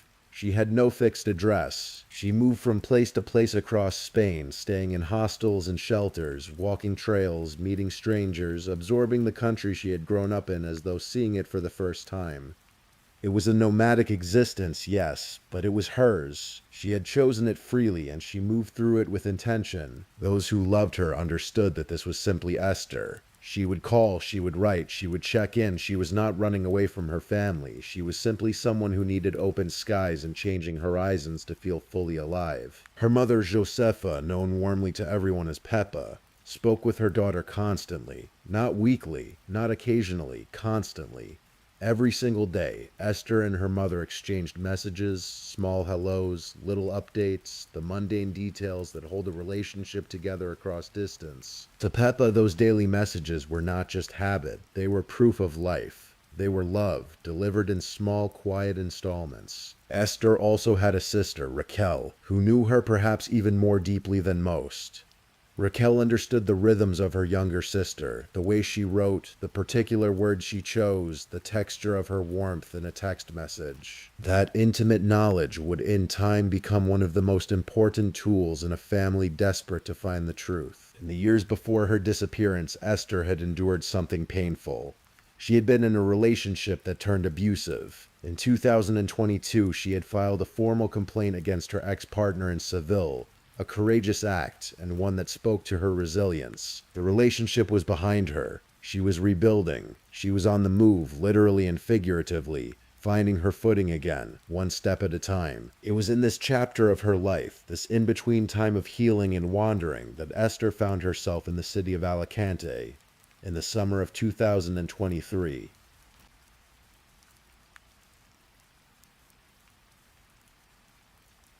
Alicante sits on Spain's eastern coast, where the Mediterranean curves inward and the light hits the water in long, shimmering lines.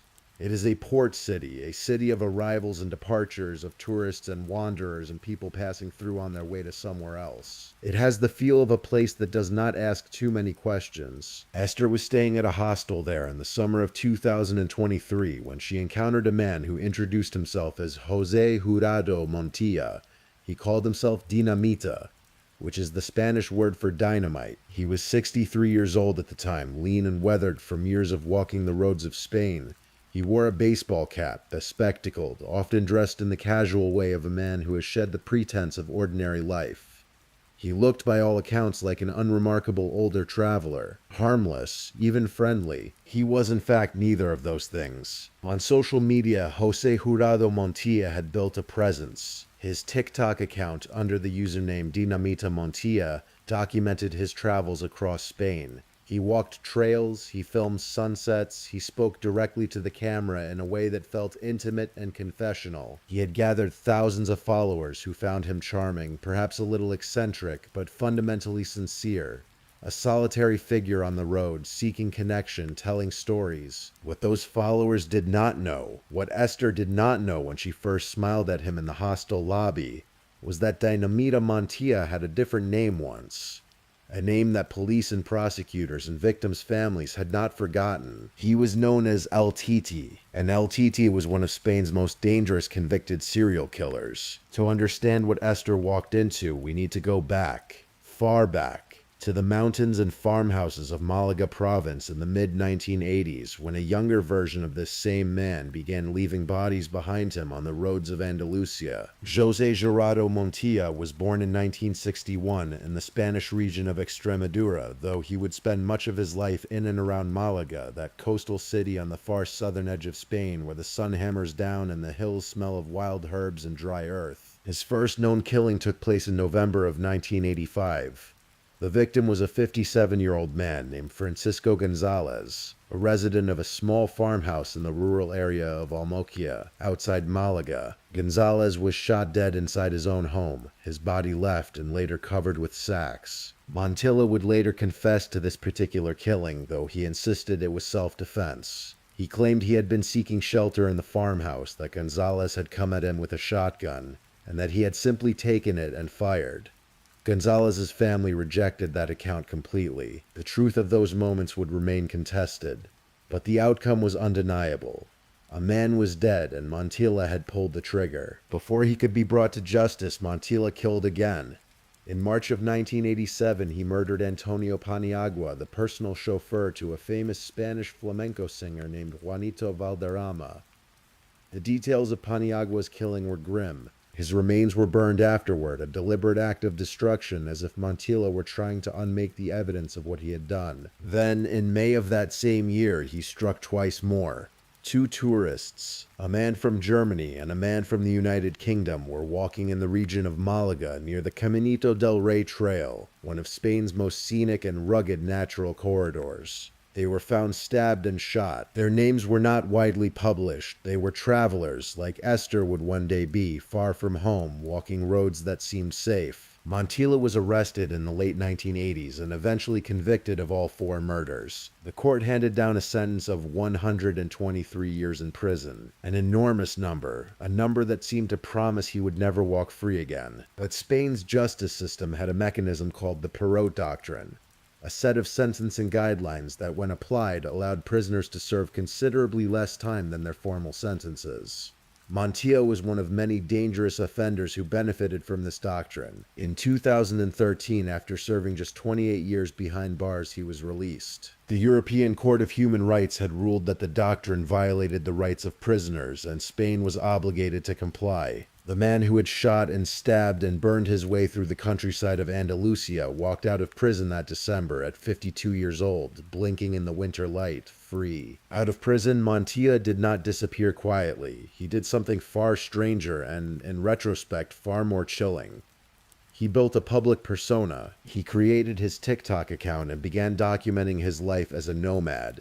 A free-spirited older man walking the length and breadth of Spain, filming the landscape, talking to strangers, sharing his thoughts on life and freedom. He positioned himself as a misunderstood man, a victim of an unjust system, someone who had served his time and emerged wiser and more peaceful. In his videos, he would speak about his past with a kind of practiced sorrow, insisting that most of what he had been convicted of was a lie. He told his thousands of followers that everything that happened in that part of the country was blamed on him, even though he had absolutely nothing to do with it. He said it with conviction. He said it with a wounded look in his eyes that the camera caught and amplified. People believed him, or at least enough people believed him to keep watching, keep commenting, keep sharing his videos. He was to his online audience a kind of eccentric elder, a wandering philosopher with a difficult past and a generous heart. The documentary director, who would later examine hundreds of hours of his footage, described a quality in Montilla that was deeply unsettling. He noted the man's ability to switch emotions in a single click from one second to the next, blending sadness with joy, anger with charm, all in the same video, with no transition and no mediation. It felt, the director said, like watching psychopathy perform itself in real time. But in 2022, before he ever met Esther, Montilla allegedly killed again. A 21-year-old college student, referred to publicly only as David, was found shot dead on his family's farm in Malaga. David had been farming that land, living his young life, when he encountered a man he later described to his father as an older man who looked very shady. He told his father this man had asked him about going out to hunt foxes together. The story had the ring of something innocuous. It did not remain innocuous for long. David was killed. His case went cold. The connection to Montilla would not be established for nearly 2 years. Not until advances in DNA technology allowed investigators to extract a genetic match from material found on David's backpack. But by then, another woman had already crossed Montilla's path.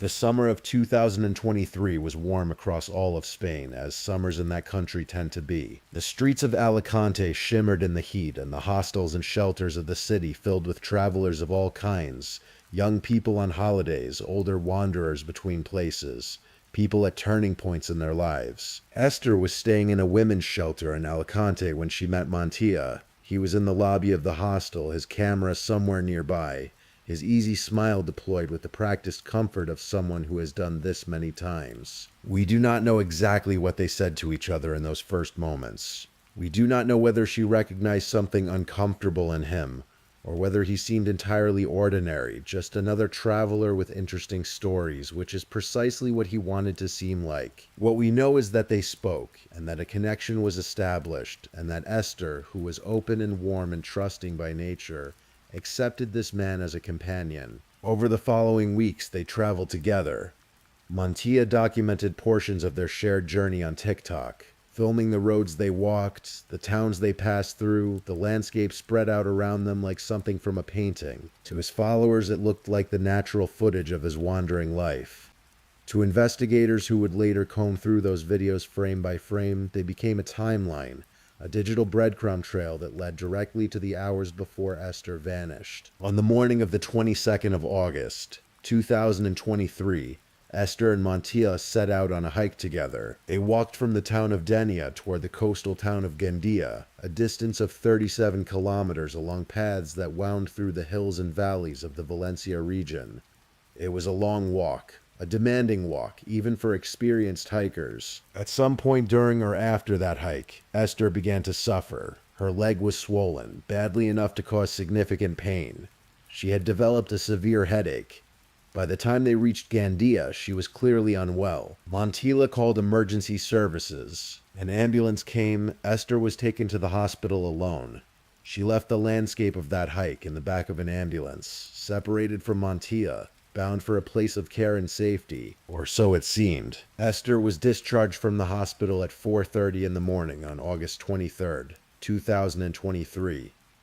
That is the last time any official record shows her alive and under the care of medical professionals. 13 hours later, a WhatsApp message arrived on her mother's phone. The message said Esther was broke. It said she was about to leave Spain entirely.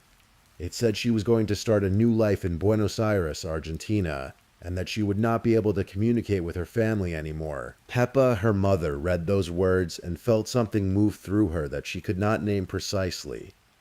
Esther had always been a wanderer, yes. She had always moved unpredictably, but she had never simply vanished. She had never announced a new life in a foreign country with the flat, emotionless brevity of a text message. She had never left her dogs, not like this. Not without a real goodbye, not without the warmth and texture that characterized everything Esther wrote. When Peppa tried to call back, the phone was already off. The line was dead. The silence that followed was the kind that fills a chest with dread. Hours became days, days became weeks. Peppa and the family filed a missing persons report with the police in Alicante. The response, devastatingly common in cases involving adult women who live unconventional lives, was muted. Esther was 42 years old. She was known to move around. She had communicated, however strangely, about leaving. The police did not treat her disappearance with the urgency her family knew it deserved. But Raquel, Esther's older sister, knew. She looked at those messages and she shook her head. The words were wrong, the tone was wrong, the rhythm was wrong. Esther did not write the way those messages read. The warmth was absent. The particular cadences of her voice, the little phrases she used, the warmth she always embedded in even the shortest messages, none of it was there.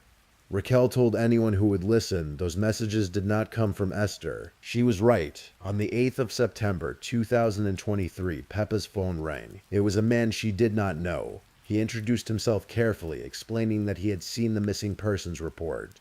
He told her that he had been staying at the same hostel in Alicante where Esther had been. He told her he had already spoken to the police, and he wanted her to know directly, wanted her to hear from him personally, that the last time he had seen Esther was when he accompanied her to a health center in Gandia because her legs were hurting a great deal. The man's name was Jose Jurado Montilla. He was calling Esther's mother. He was inserting himself into the family's grief. He was asking questions about the police investigation, about what they had found, about what they knew. At the time, Peppa was desperate for any lead, any connection, any thread that might lead her back to her daughter. She accepted his call and subsequent calls with the gratitude of a woman drowning. He appeared helpful. He appeared concerned. He spoke of Esther with what seemed like genuine affection. He even went back out onto the roads they had walked together and filmed himself doing so, posting the video on TikTok. Addressing it to Esther directly, saying he missed her and asking her for some sign of life. It was a performance, and it was deeply calculated, but slowly something shifted. The family began to notice that Montilla's curiosity about the investigation seemed less like the concern of a friend and more like the monitoring of a suspect. He asked too many questions. He called too often. He was too eager to know exactly what the police were doing and thinking. So Peppa did what any mother might do when instinct takes over from grief. She typed his name into a search engine. The real shock came when the results loaded.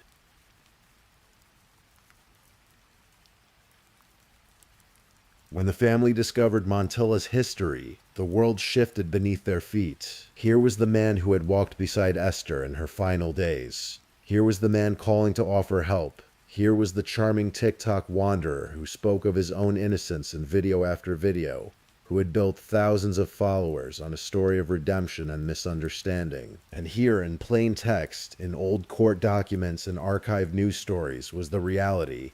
A conviction for 4 murders, a sentence of 123 years, 4 dead people in the hills and farmhouses of Malaga in the 1980s. The family contacted the police immediately. They urged investigators to focus on Montilla.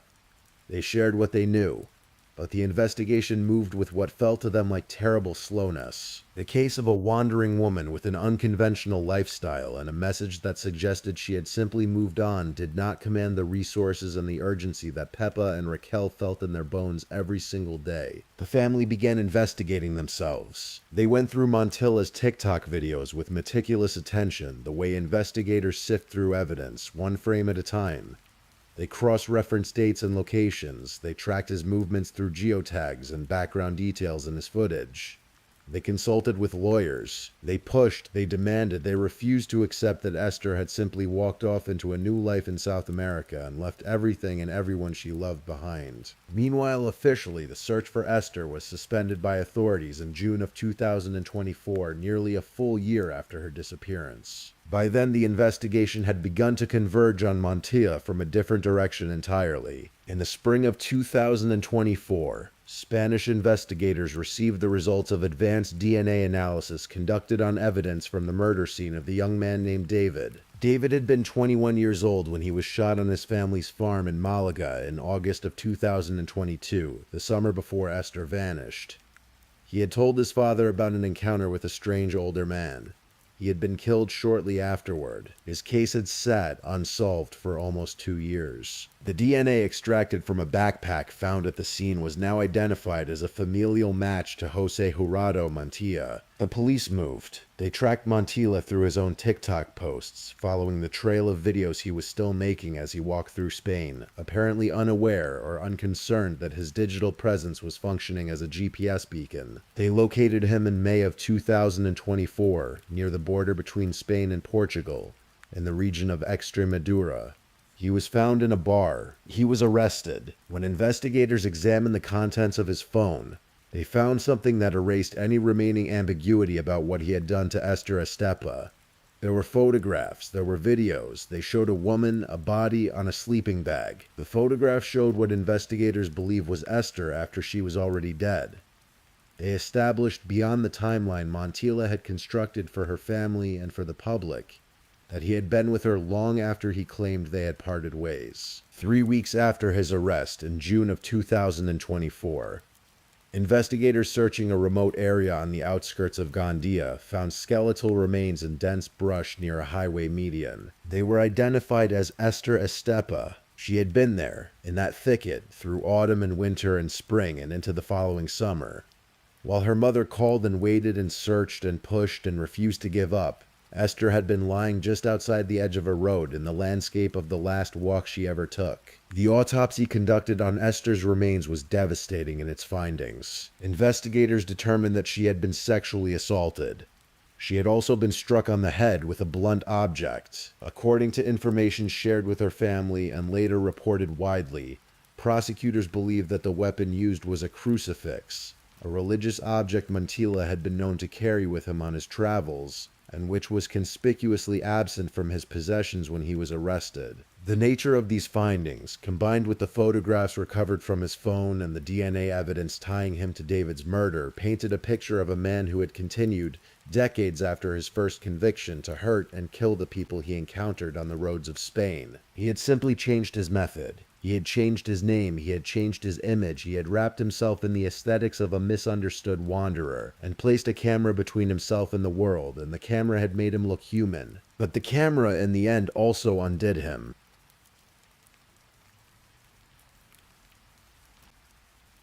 It would be incomplete and deeply unfair to tell this story without lingering on what Peppa and Raquel did in the months between Esther's disappearance and her killer's arrest. Peppa was not a detective. She was not a legal professional. She was a mother in her 60s whose daughter had gone missing in a country that, for a long time, did not treat that disappearance with sufficient seriousness. She had no formal training in investigation. She had grief and love and an absolute refusal to accept that Esther had simply chosen to vanish. Together with Raquel, she watched Montila's TikTok content with obsessive care. They looked for details in the background of his videos. They noted the dates of his posts, the geography of his locations, the way his story shifted subtly over time. They documented everything. They took their findings to lawyers and to journalists and to anyone who would listen. They also endured something particularly cruel, which was the knowledge that Montilla had been writing to them as Esther, that those messages about Buenos Aires and a new life had come from his hands and not hers. He had tried to build a false trail, a digital fiction in which Esther had simply chosen to disappear, to ensure that no one looked too hard at the last person who had walked beside her. But Raquel had known. The messages did not sound like her sister. She had said so from the beginning, and eventually the evidence would prove her right in the most absolute and heartbreaking way. The family's investigation was, according to those close to the case, a significant contributing factor in keeping pressure on authorities and ultimately in ensuring that Montilla did not simply slip back into his traveling life, posting videos and walking roads and meeting strangers as if nothing had happened. As of the time this story is being told to you tonight, Jose Jurado Montilla remains in prison in Spain awaiting trial. He has been formally charged with 2 homicides, the killing of Esther Estepa and the killing of David, the young college student shot on his family's farm in Malaga in 2022. He faces a potential sentence of 30 years for each murder under Spain's current laws, the maximum sentence allowed under the Spanish legal system for a single murder conviction. He has denied any involvement in both deaths. He did not participate in the Netflix documentary, the 2-part series called The TikTok Killer, which premiered in March of 2026 and told the story of Esther's disappearance through the eyes of her family and through the archive of Montilla's own social media content. Some of his former online followers, even after his arrest and the emergence of the evidence against him, have continued to express belief in his innocence. It is a reminder of how thoroughly a carefully constructed persona can take hold of an audience, and how difficult it is for some people to reconcile the image they have been given with the truth that lies beneath it. The trial does not yet have a confirmed date. Esther's case technically was never formally closed even during the long months when authorities were not actively searching. Her family continues to mark the anniversary of her death, August 23rd, as the day they lost her. Before we close tonight, let us stay with Esther for a moment. Not with what was done to her, but with who she was. She was 42 years old, which is not old at all, not really, not when you think about all the mourning she had not yet woken up to, all the roads she had not yet walked. She was a daughter who called her mother every single day. She was a sister whose writing style was so distinctively her own that someone who loved her could tell immediately when words were not hers. She was someone who had endured real pain, a painful relationship, the kind that leaves marks that take time to heal, and who had chosen to meet that pain by moving toward life rather than away from it. She packed what she needed, and she walked out into her country, into the landscape of southern Spain, and she tried to find herself again. She had 2 dogs she adored. She had a laugh that lingered. She had a warmth that strangers felt and remembered. She had a family who never stopped looking for her, even when institutions did. The cruelty of this case is not only in how Esther died, though that cruelty is real and heavy. It is also in the question of how it could have been prevented. Montilla had been convicted of 4 murders. He had served his time and been released into a world that did not advertise his history, did not flag it, did not in any meaningful way prevent him from continuing to move through life as freely as the woman he would one day walk beside and then destroy. He found her the way predators find the vulnerable, in a shelter, in a city where she had few connections, in a chapter of her life when she was still reassembling the pieces of herself after something that had already tried to diminish her. She deserved better from the systems that should have kept her safer. She deserved to finish her healing, to walk those roads to their ends, to return to her dogs and her family, and to whatever version of herself was waiting on the other side of the difficult year she had been living. Tonight we told the story of Esther Estepa, a woman who loved deeply, a woman who wandered freely, a woman whose family refused to let the world forget her, even when it tried. Her killer had 4 victims on his record before he ever met her. He spent 28 years in prison and came out not changed, but simply waiting for the next opportunity. He wrapped himself in the image of a gentle nomad and put a camera in front of it, and enough people believed the image that it sustained him for years. In the end, it was that same camera, those same videos, those same posts that exposed him. The digital trail he left in the name of storytelling became the evidence that put him in handcuffs near the Spanish-Portuguese border in a bar in May of 2024. Esther's family continues to wait for the trial. They continue to mark her anniversary. They continue to say her name, and so do we tonight. Esther Estepa, 42 years old, from Seville, Spain.